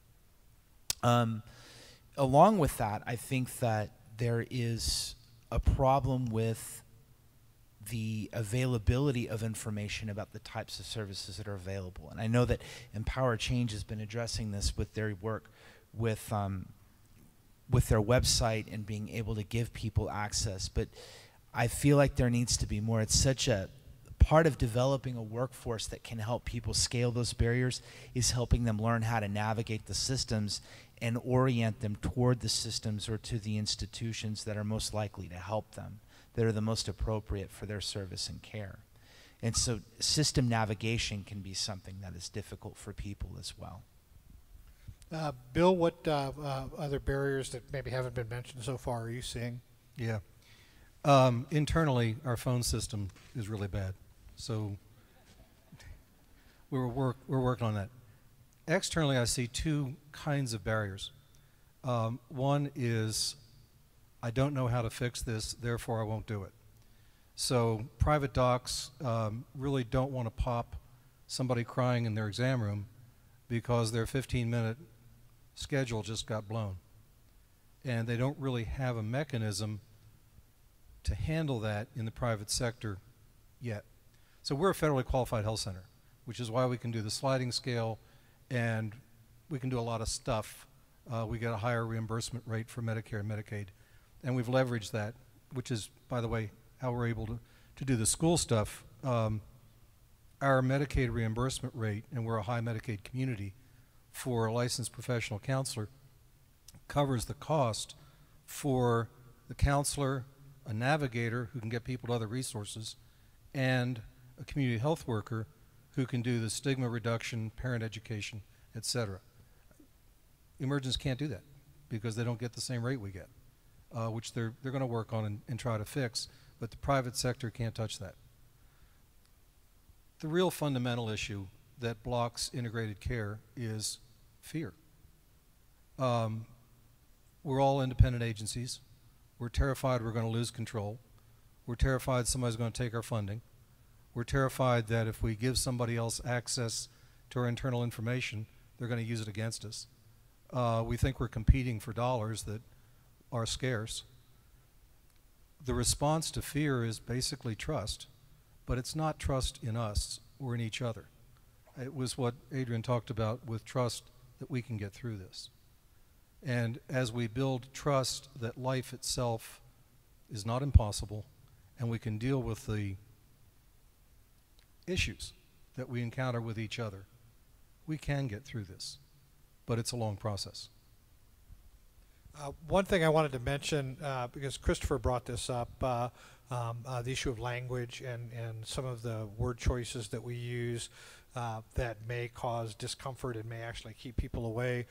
Rene Hurtado from Emergence has a very good presentation that he's put together that he shares with professional communicators about language, and so whether it's the media or PR people, to try to get a little bit more precise with the language that professional communicators are using to hopefully not put up that kind of barrier that you're talking about. So for any of you who are interested in that presentation, either for a civic group you might be part of or for a professional society, I'd really encourage you to reach out to Rene. It's a really good presentation. Can I just jump on that a second? One of the things that we learned in working with people in terms of gender orientation is you ask them, how would you like to be referred to? So it's not that we have to learn all the right language all the time in our own heads. We can talk to people and say, what term are you comfortable with? I think to follow up on that, that actually highlights a lot of what Adrienne was mentioning in her keynote speech, is that, you know, it's okay to be the dumbest person in the room.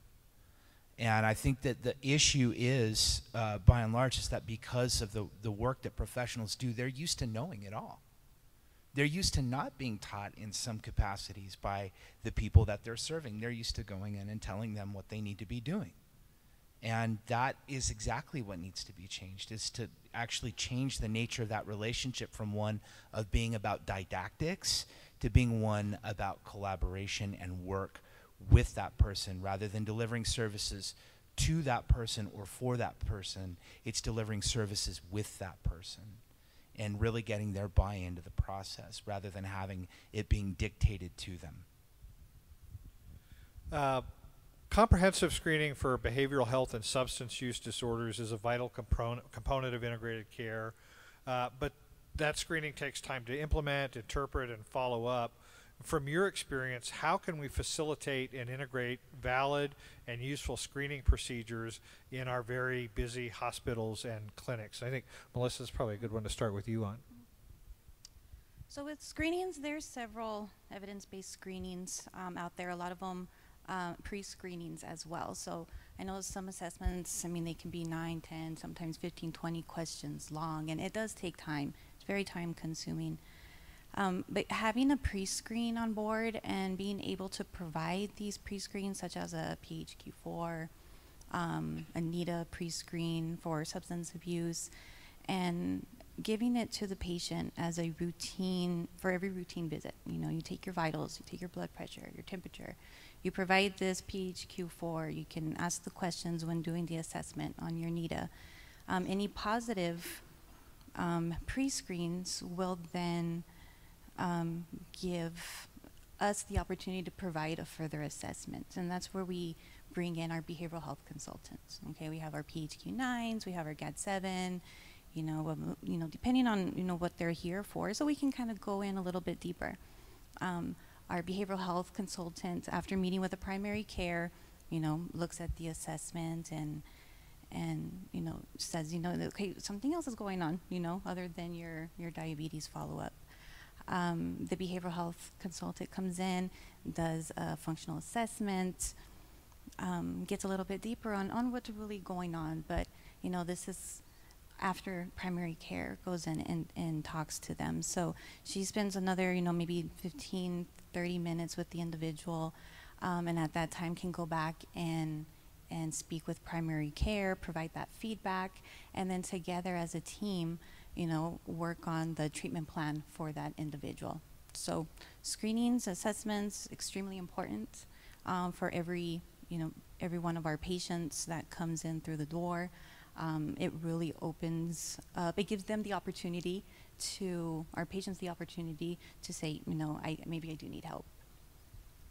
Christopher, do you want to talk about screenings at all in Sure. the role they play? I think within the domain of the clinic that we work within, there are a few screeners that are used immediately, and that's the PHQ-9 and Oasis. These are assessments that really kind of gauge a person's depression and also to gauge their anxiety level.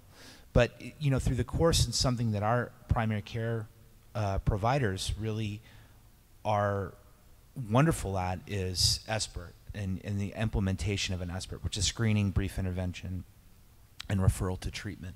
And so taking the time when they encounter a patient or when within the clinical environment, providing care, is assessing whether or not there may be a substance use disorder, if there's a behavioral health disorder, and it's contacting within the network the right person that can help that individual. And so what we have set up is a methodology where if that is encountered within our offices and one of our medical professionals encounters an individual who discloses that there's some problem with substance use and they might be interested in talking to somebody, a peer recovery support specialist is called into the clinic to sit down and work with that individual for as long as it takes to ascertain what their needs and preferences really are and whether or not they feel that a referral to treatment would be in order. And from there, it's a move toward organizing maybe a bed at detox, and then working at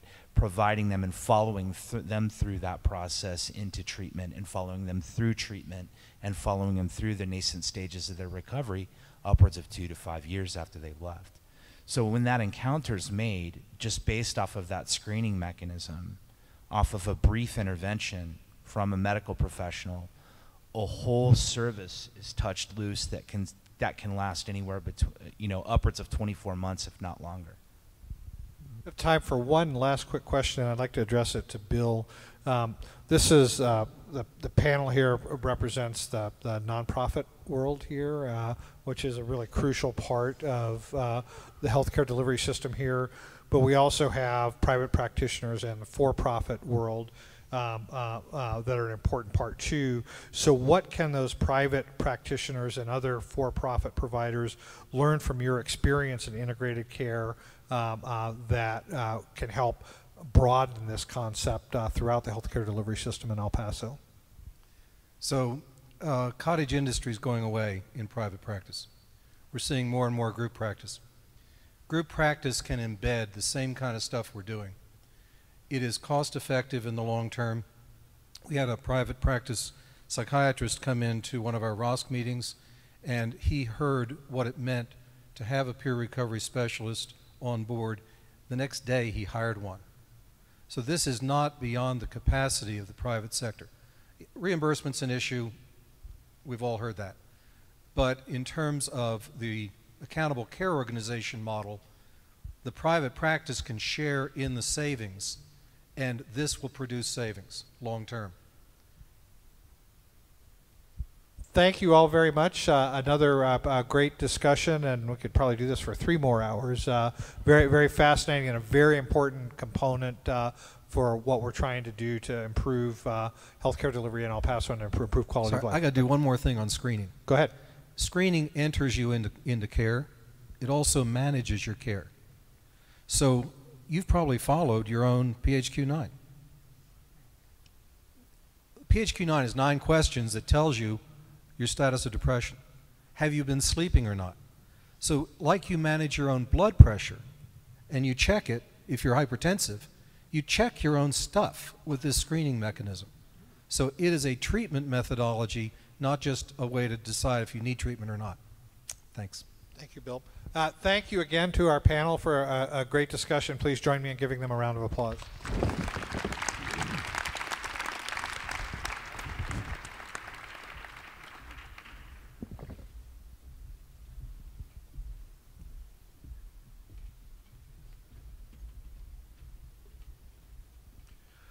The final council that we'll hear from this morning is the Justice Leadership Council, and I invite you all to watch a video of some of the work that they've been doing.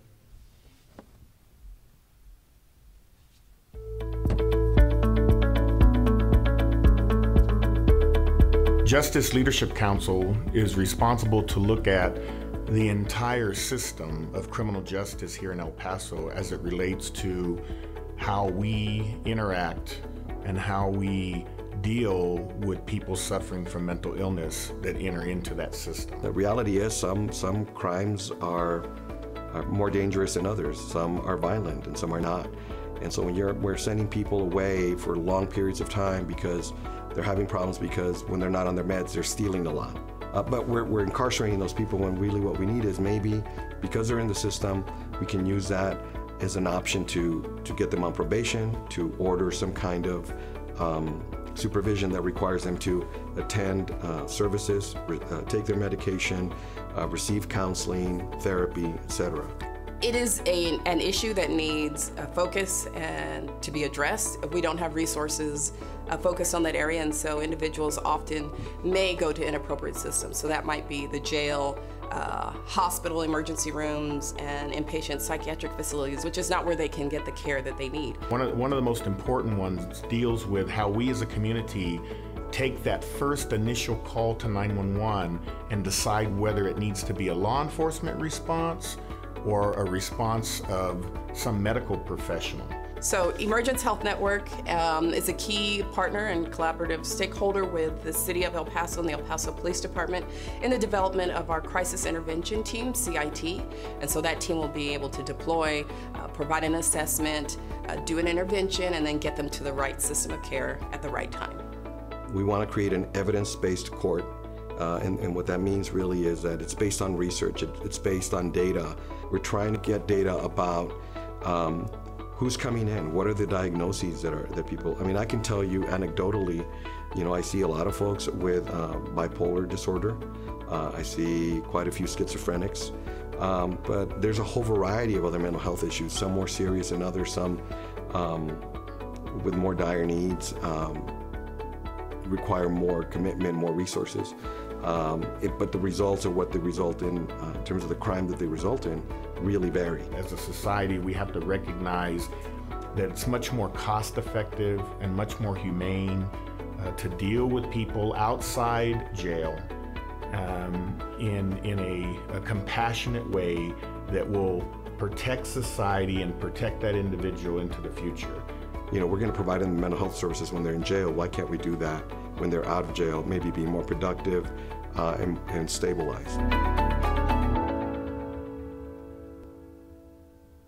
I'd invite our panelists to come join us. And while they're coming up, would the other members of the Justice Leadership Council who are with us this morning please stand and be recognized?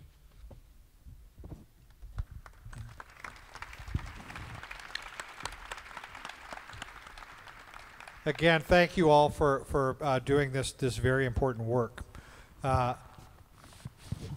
We were talking earlier about the kind of things that make headlines, and I think a lot of the interactions that law enforcement and the justice system have with people with behavioral health needs sometimes make unfortunate headlines.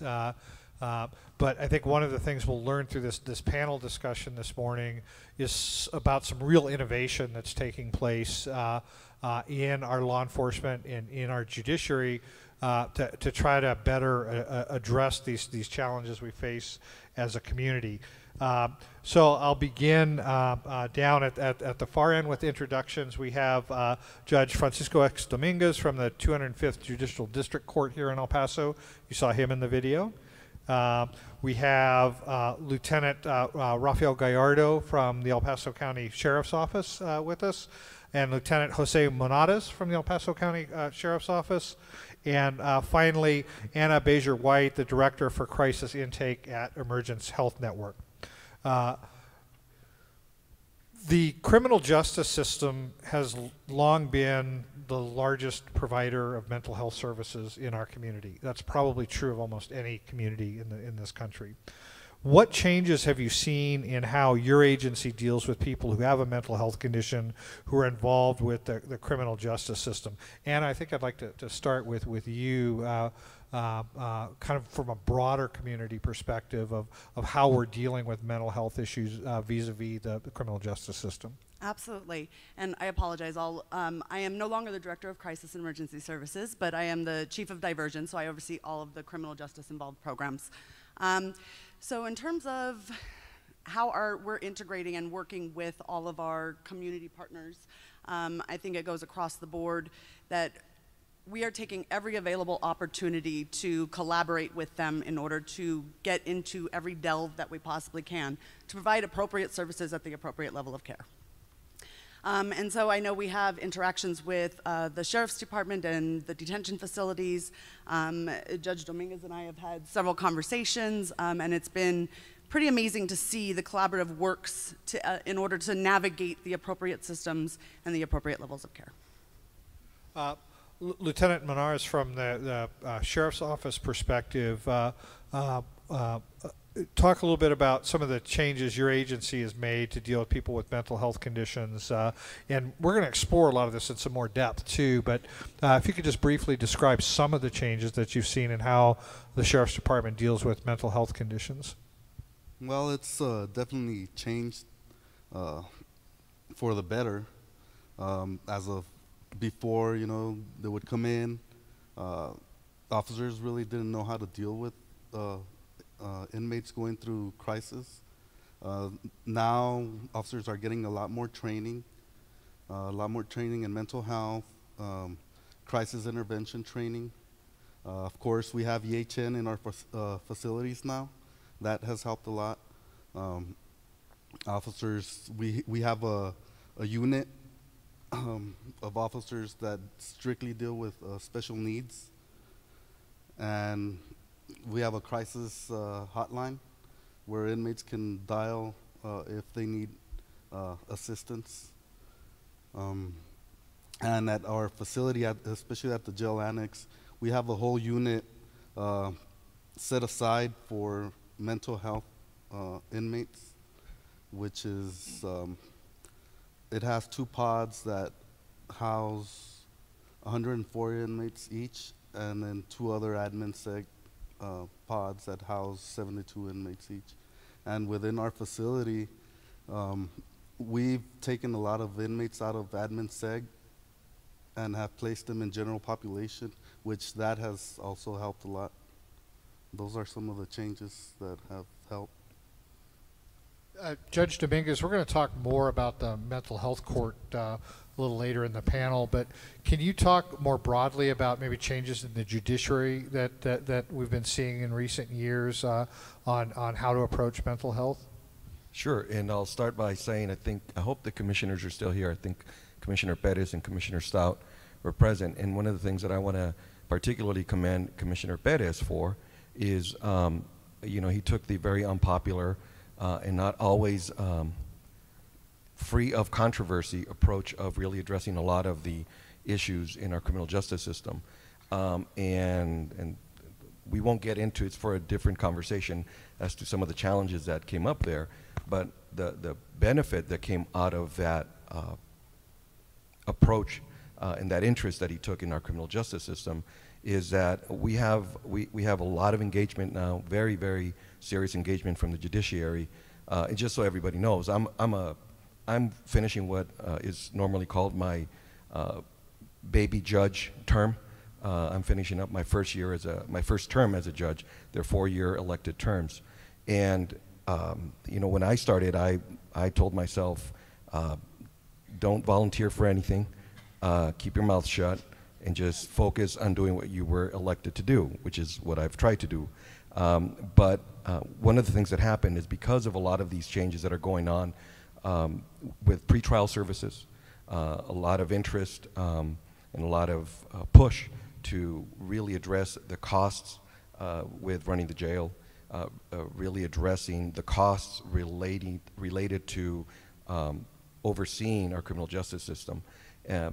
One of the things, and there's many areas to be addressed, but one of those areas was that we had all these folks that were getting medical services into jail, more expensive, more problematic to deliver services. And so, we've had laws that have been in effect for a long time. What we call as 1622 assessments is the minute somebody comes into jail, we're supposed to do an assessment. Well, the jail does the assessment, and EHN gets a referral. And we figure out what's the diagnoses, what are some of the issues that this person might have, and they're supposed to be addressed, and they're supposed to be flagged, and the attorney that's representing that individual knows that. The judge is supposed to be alerted. That really wasn't happening. But with all these changes, with I think also just a shift in the judiciary, I think we have a much more engaged judiciary. I think there was, I was raised, if you will, I grew up as an attorney when the judiciary, every court had its own fiefdom. Every court was its own little kingdom. And because we as judges have a great responsibility and a great deal of discretion, one of the things that happened is there was, you want to talk about silos. I mean, we were the perfect case study of what a silo is in the judiciary. And what we've moved away from is now more of a professionalization of integrating what we do with the county, with the different departments, and the sheriff's department, community groups like EHN, probation, so on. And so what has happened, and what I've seen since I came on board, is that the judiciary is far more engaged in addressing these issues, in identifying who the folks are that need services. One of the presumptions that exists in the law under 1622 is that if you are a person with, who is determined to have certain mental health needs, there is a presumption that you are entitled to a PR bond, to a personal recognizance bond, which means that you get out without having to put up money. Now, you're going to be under supervision. There's going to be real strict requirements most of the time, and that's what has to happen. But what has happened, and I am talking too long, it's a professional hazard, sorry. But part of what has happened is that I think we're paying a lot more attention to that. And we're paying attention for, I think, very important holistic reasons. That, yeah, money does matter. Yes, we are responsible to the taxpayers of how we spend tax dollars, but that doesn't mean we just save money for the sake of saving money. We save money where we focus on doing that so that we can be efficient, so that we can provide better services to our citizens, to our taxpayers. And so what has happened is we've focused, I think, and done a lot of great work. And it's been a real, it's really interesting to listen to the other groups because you want to talk about integration and collaboration. I mean, it's taken a lot of hard work in our efforts to set up the mental health court. We've had a lot of lively discussions, not always super fun, but always productive, because part of that conversation is to identify what everybody is doing in the areas that every different department, entity needs to improve, to contribute, to become more efficient, to better serve our community. And I'll stop at that because I could keep talking. Lieutenant Gallardo, you and I were talking earlier this week to prepare for the panel, and you told me one thing that just really stuck with me. You said the Sheriff's Department has transitioned from a warrior mindset to a guardian mindset. Your background is in patrol. You're a patrol supervisor. You've been out handling those very difficult calls. You now oversee deputies who are placed in that position. So talk a little bit about how this change in approach plays out in cases involving behavioral health specifically. What training and tools do you have now that you didn't have before? Just a quick little background. I started the Sheriff's Department in 2000. In 2004, I came out to be a deputy sheriff. At the time, we did receive mental health training on how to deal with people with mental health, but it was very minimal. It wasn't a lot. The topic wasn't big. People didn't want to talk about it. So we did go about our training, and they sent us on our way. But in 2009, when Sheriff Wiles came in, I noticed he started transitioning. He started requiring more training, and he's making this mandatory. So training has progressed little by little, but it has progressed. Up to a couple of years ago, Sheriff Wiles made it mandatory that every deputy sheriff in uniform or out, in detectives, everybody, have their mental health peace officer certification. And to get this certification, it requires certain classes and training hours needed. For example, one is the mental health course, which is 40 hours. AED, CPR, mental health, that's another course he required. The crisis intervention training. And to have all these classes to all be mental health certified. So he wants to make sure that we're out there ready, to meet with people. And like I said, the training has continued, and now we have a really good course on mental health, AED, CPR course. It's 16-hour. He's increased our training for the crisis intervention, which is now 40 hours as opposed to 16. Now we're actually taking de-escalation training. That was something that we never had before. And this is a mandatory training that all the deputies on patrol are having now to help us with situations. And okay, yes, we all go to training. Okay, how good is it? Well, seeing it firsthand, I had the opportunity to be a supervisor at 3 of our patrol stations. We have one in Montana, one in Clint, and one in the Upper Valley. Working with various deputies, I actually saw how, like I said, when I said we're transitioning, deputies are no longer right away quick to go hands-on and deal with people. I've seen that deputies are actually talking more to these people and trying to help them, as opposed to automatically put them in the patrol unit and take them to jail. Because that used to be the fix, but now not anymore. They're quick. They're assessing a lot faster, and they're actually getting people help that they need. You could say, well, maybe this is being done because the supervisor on scene, but not necessarily, because now that we all have integrated body cameras, I've gone myself and reviewed videos of when a supervisor's not on scene. So this training, and this is all coming up, where deputies are just handling the situations a lot better. The complaints with our internal affairs section as far as deputies getting out of control are very minimal now because of all this training that's going on. Deputies coming out of the program, out of the academy, are now having this certification and this training. So overall, this training has continued to progress, and I see it, beneficial for the sheriff's department in whole.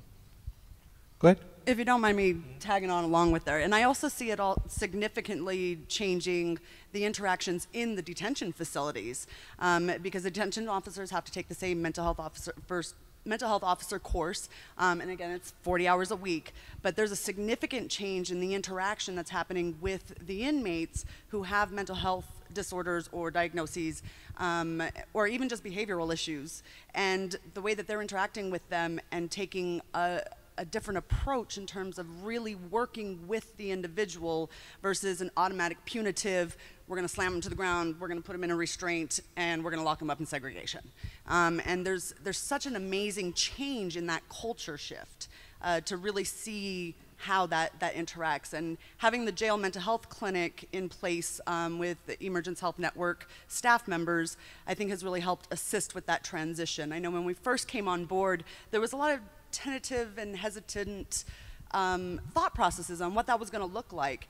And now I love when I hear that we have officers that are calling the mental health unit saying, hey, we've got somebody and we really think he needs to talk, can you guys come down? And so it's just really amazing to see that transition and that culture shift into the mindset of really wanting to help somebody versus just wanting to be punitive.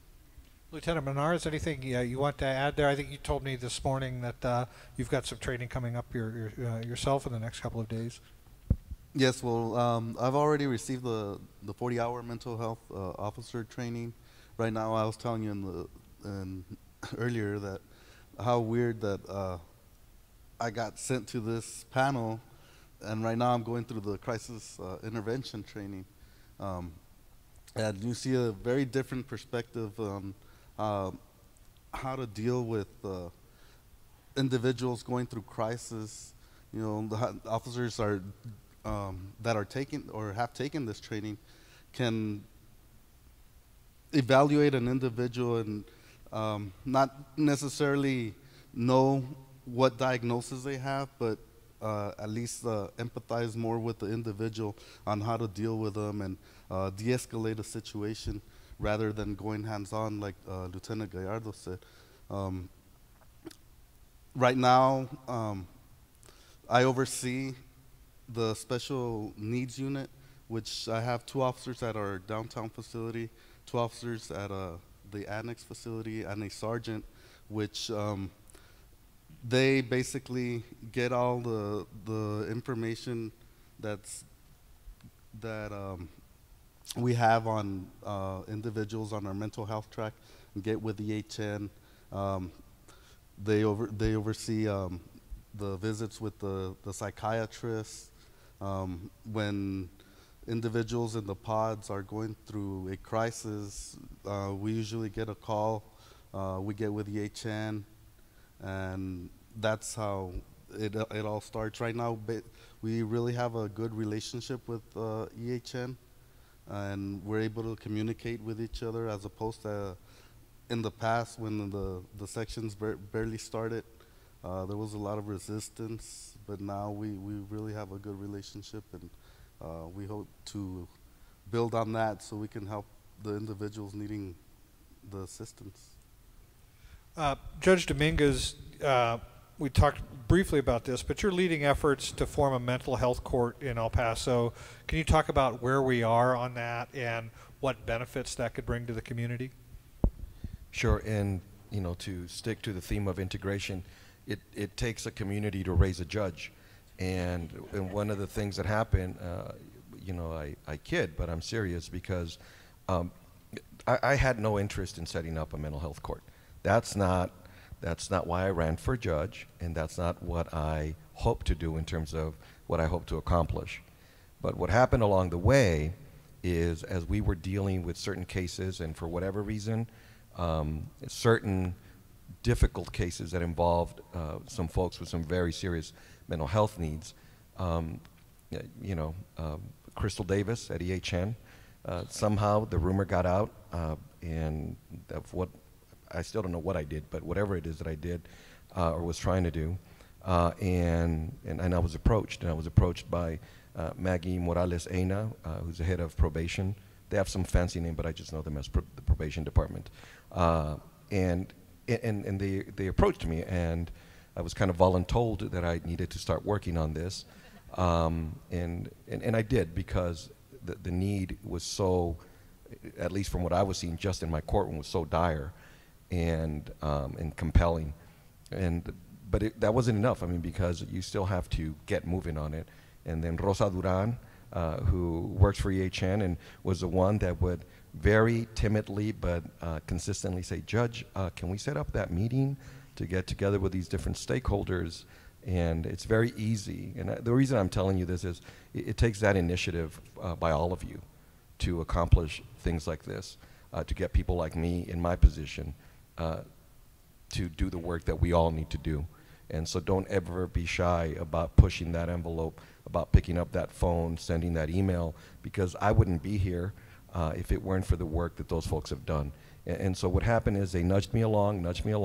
They understood that, although I have lost a lot of weight lately, they understood that feeding me was a good way to get me to a meeting. But we got other people to meetings too by feeding them, so it worked.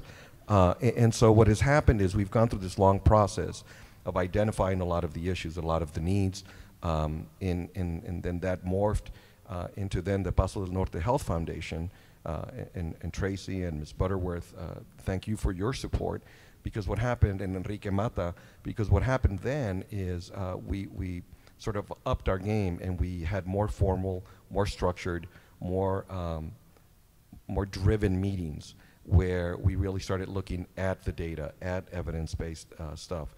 I mean, I just want to point out, it's the Paso del Norte Health Foundation, EHN, the Probation Department, our Public Defender's Office, the DA's Office, Sheriff Wiles and the folks that work with him, UTEP, Dr. Eno Loudon, and others, and the criminal law magistrates. And all these folks are at the table. And Ms. Kennedy, I want you to know that without having heard your speech, I know you're out there somewhere. Without having heard your speech, I had enough sense to understand that I needed to be the dumbest person in that room. And I think the folks at those meetings will tell you that most of my meetings begin with me reminding them that I am the person in that room that knows the least about mental health. In fact, I'm pretty sure I'm the person in this room that knows the least about mental health. But I also am very blessed and very fortunate that I'm in a position where I can give those of you that are doing the hard work the support and the means and the vehicle by which to accomplish some of this work that we need to do, that we're trying to do. So where we are right now is we've been working, gathering data. Criminal law magistrate Judge Penny Hamilton has been phenomenal in identifying data, and she's one of the rabble-rousers. She's one of the one that gets people into a lot of arguments because she's the one that's identifying where the problems are. But like was said at the beginning during the keynote, it's not about looking at the problem, it's looking at what's the solution? How are we going to address this? And I'll give you one example. One of those examples is a problem that we have at the state level on the Judicial Commission on Mental Health. One of the things that we've identified is what's one of those things that brings terror to every health provider in America? HIPAA, right? HIPAA terrorizes everybody. We all know we have to listen to it. We all know we have to abide by it. And we all think we know what it is, but none of us are sure that we know what HIPAA really means and does, and how HIPAA is going to rear its ugly head and come after our licenses or our livelihood. And I'll give you an example, and this was given to us from Houston. One of the things that happened in Houston was there was an individual who was suicidal. And they had, in Houston, there's Harris County, the sheriff's office there, they do a wonderful job of tracking mental health issues with a lot of their inmates. Well, when this person was finally sentenced and they get transferred from Harris County Jail to the Texas Department of Criminal Justice, to the state, guess what happened? That enormous file that had everything everybody needed to know about his mental health didn't follow him. And why didn't it follow him? Because people were scared of HIPAA. Well, we can't release that. And so when this person, within 2 weeks of being transferred to TDCJ, that person committed suicide. And so that's how we fail institutionally. And so what we're doing locally, and I cannot say enough good things about Judge Hamilton, because she ticks off a lot of people. But what she is making sure that we're doing is she brings EHN to the table, she brings the Sheriff's Department to the table, and she says, why aren't we talking to each other? Why aren't we gathering this information? Why aren't we sending this to the judges so that when bond hearings and bond determinations are made, when decisions about what services, what conditions to impose on an inmate need to be made, we have that information. And so it's taken all this work for us to identify sort of ad hoc what these issues are that we are facing in our community. And where we are right now is that we've set a date that we are going to, one way or another, there's a great saying in Spanish, a gritos y sombrerazos, kind of like yelping and hitting people with a hat. You know, we're aiming for next August that we're going to have a mental health court that's going to be up and running. But in the meantime, we've been gathering a lot of data, getting a lot of people to the table to try to make sure that we do this the right way. Thank you, Judge. I think your answer gives us a chance to branch off to another important question here too. We've seen a lot of collaboration that you've talked about, Judge, and the lieutenants from the department have. So obviously collaboration is key, not just in the criminal justice system, but throughout the healthcare delivery system. But let's talk a little bit more about how the agency you represent here on the panel is collaborating with the other agencies on the panel and more broadly some of the other agencies in the room. And Anna, I think I'll start with you. Whew, that's a long list. We collaborate with obviously the Sheriff's Department, obviously Judiciary, but County Attorney's Office, Public Defenders, the Mental Health Unit, as well as the Standard Unit. We're collaborating with parole, probation, community stakeholders. The list can go on and on. And I think that those collaborations are so important so we do not miss out on any opportunities to serve the individuals that we need to serve. And so between those collaborations, we've been able to, I know we've had some discussion about 1622. We now have licensed clinicians going in and assessing every individual that gets flagged for a potential mental health diagnosis or some identified behavior. And so they'll go in and conduct an assessment and be able to return to magistrate and say, hey, we've got X number of individuals, we did these assessments on them based off the recommendation from you all, and here's our recommendation based off of clinically what they are presenting as. So different collaborations in that aspect are allowing us to really make sure that we're pulling everybody to the table, just as the judge was speaking about, and making sure that we all have a voice to be able to really serve the population that we need to serve. Lieutenant Gallardo, from the Sheriff's, especially from the patrol perspective, who are your key collaborators right now? Right now we work with the DA's office a lot. For example, I oversee the warrant section. And whenever the DA's office calls the warrant section and advises them that they have somebody that has a mental health warrant, basically someone that has made suicidal threats and they're a danger to themselves, the warrant section knows that these warrants are a priority. They need to stop what they're doing and we need to go look for this person. We need to go help them. I'm not sure how it was really in the past. I can't say that if this was the issue, but now that I oversee, yes, I'm making it a point. We're gonna go look for these people. Up to a few years ago, when we were on patrol and we had somebody who made the outcry, they wanted to, hurt themselves. We would take them to the hospital, and the relationship with the hospitals wasn't very good. I'm gonna tell you. There's times where one hospital would turn us away, and we'd get that person and take them to another hospital, where that hospital will turn us away, and we're finally on the far, Fabens area, having to go to the west side to get help for this person. I can honestly say that's changed a lot. It hasn't happened in a long, long time where they've actually refused to help us or to help the individuals. So there's a lot of agencies as far as on patrol. For another example is someone goes to jail for a minor traffic offense or makes the outcry or anything. They're about to get released. The jails will not just release them to the streets. Once they make the outcry and they've been determined by medical staff, clinic staff, that they're a danger to themselves, what they do is they call the sheriff's department now right before they're about to get released. So now the sheriff's department, being mental health certified, will ask them a series of questions, and if they determine that this person is a danger to themselves or others, from there, he's released on the charges, whatever he's there, and transported to a hospital where he can continue receiving further treatment and further assistance. So like I said, it's an overall, we're all helping each other. I can honestly say that it has changed a lot in the last couple of years, especially the last 3 years. I could say it's really, really improved, and I hope it continues to improve a lot more. Lieutenant Menard, is anybody else that should be mentioned, especially from the perspective of the jail? Well, we collaborate with EHN, of course, the EHN caseworkers that work there, the public defender's office.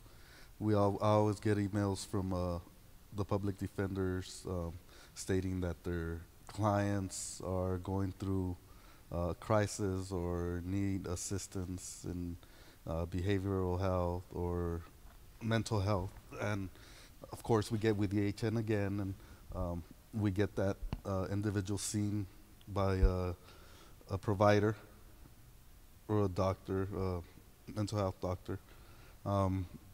Also, we collaborate with the courts. When individuals are getting released, we make sure that they're released with their medication, 10-day supply of medication.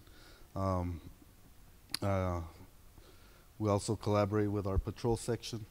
When individuals that are getting released make an outcry or are on suicidal watch, a peace officer has to come and evaluate them. They ask them a series of questions. Of course, if they answer any questions yes, that they want to hurt themselves or hurt anybody else, the deputies automatically do an EDO on them. So in that sense, we collaborate with our patrol, EHN, and the public defenders. And Judge Dominguez, you obviously mentioned a long list of people who are collaborating with you and your effort. Anybody else that should be mentioned, or is there a piece that might still be missing where the community could help get somebody else involved? Yeah, first, one of the are my colleagues. So one of the things that in looking into whether or not I would be setting up or working on setting up a mental health court, one of the things I did, again, this may seem trivial, but to me it's very important, is, I'm the new kid on the block. I was the only new judge on board, and so the first thing I did was talk to some of the other judges, because there are a lot of judges. The way we've dealt with mental health in the criminal justice system has been ad hoc, and we're very fortunate that we have a lot of judges who care very deeply and take great interest when they see folks before them that as they are assessing the situation or the specific case, they realize this person has needs, and jail is not the best option. We as a community, as a society, are not going to benefit from just warehousing this person. And so a lot of guidance from my colleagues. And so what I did was I approached them because I knew a number of them are very involved in the community on mental health issues, and I wanted to see if they were interested. They were very interested in supporting my efforts. And then the next thing is that we have a number of specialty courts in El Paso that are very, very successful. There's the drug court, the drug court for women, the DWI court, a competency court, which is another issue that we haven't really talked about, but it's really important. The more I do this work, is that fine line between competency and how it relates to whatever the diagnosis is, and that really blurry, slippery slope of when, you know, I have to run. Sometimes when somebody comes back declared competent after being, you know, usually at Vernon's, far away from El Paso, they come back and having to work immediately on saying, we need to figure out how we release this person, because they're, within a week, they're already decompensating. So that's a fancy word I learned in my new job, because you all trained me. But those specialty courts, the other fancy term I've learned is co-occurrence, is I've learned about the significance of how all of these things co-occur. And so which triggers which one, or which one exacerbates which one. And so all of those issues, I mean, I can tell you that the Veterans Court, the Drug Court, the DWI Court, they are anxious for, I get frequent calls, is when is the mental health court going to be up and running? And so the judiciary, my colleagues, have really been a critical role. And the only group I want to sort of pick on right now and emphasize is, I know we have a number of probation officers that are here today, and I really want to commend them because of the work. They've been very patient with me, and they've worked really hard at educating me. And they've also been very good and loyal about understanding what we're trying to accomplish. And so for that, Maggie and the Army that she directs, they've been wonderful, and you know, they've been instrumental partners in the work that we try to do. That's it. Thank you very much. That brings us to the end of our time. Please join me in giving a round of applause to our panel.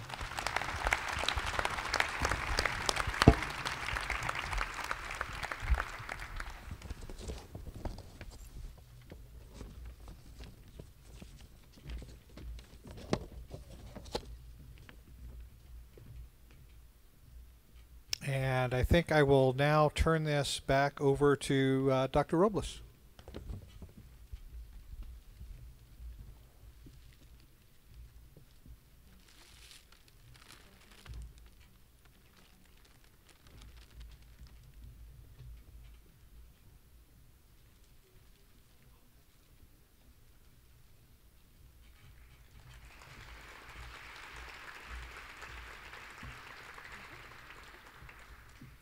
I was allowed 2 sentences, don't count that one.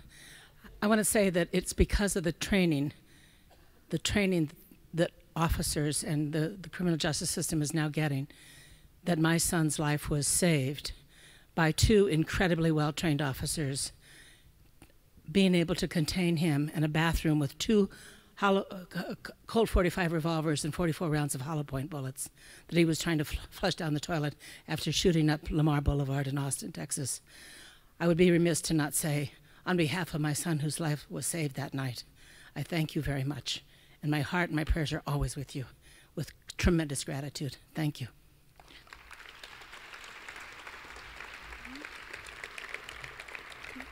Thank you, and thank you, Bob, and thank you to our panelists. I would like now to welcome back to the stage Ms. Tracy Yellen, Chief Executive Officer, Paso Norte Health Foundation, and Chair of the El Paso Behavioral Health Consortium, for closing remarks.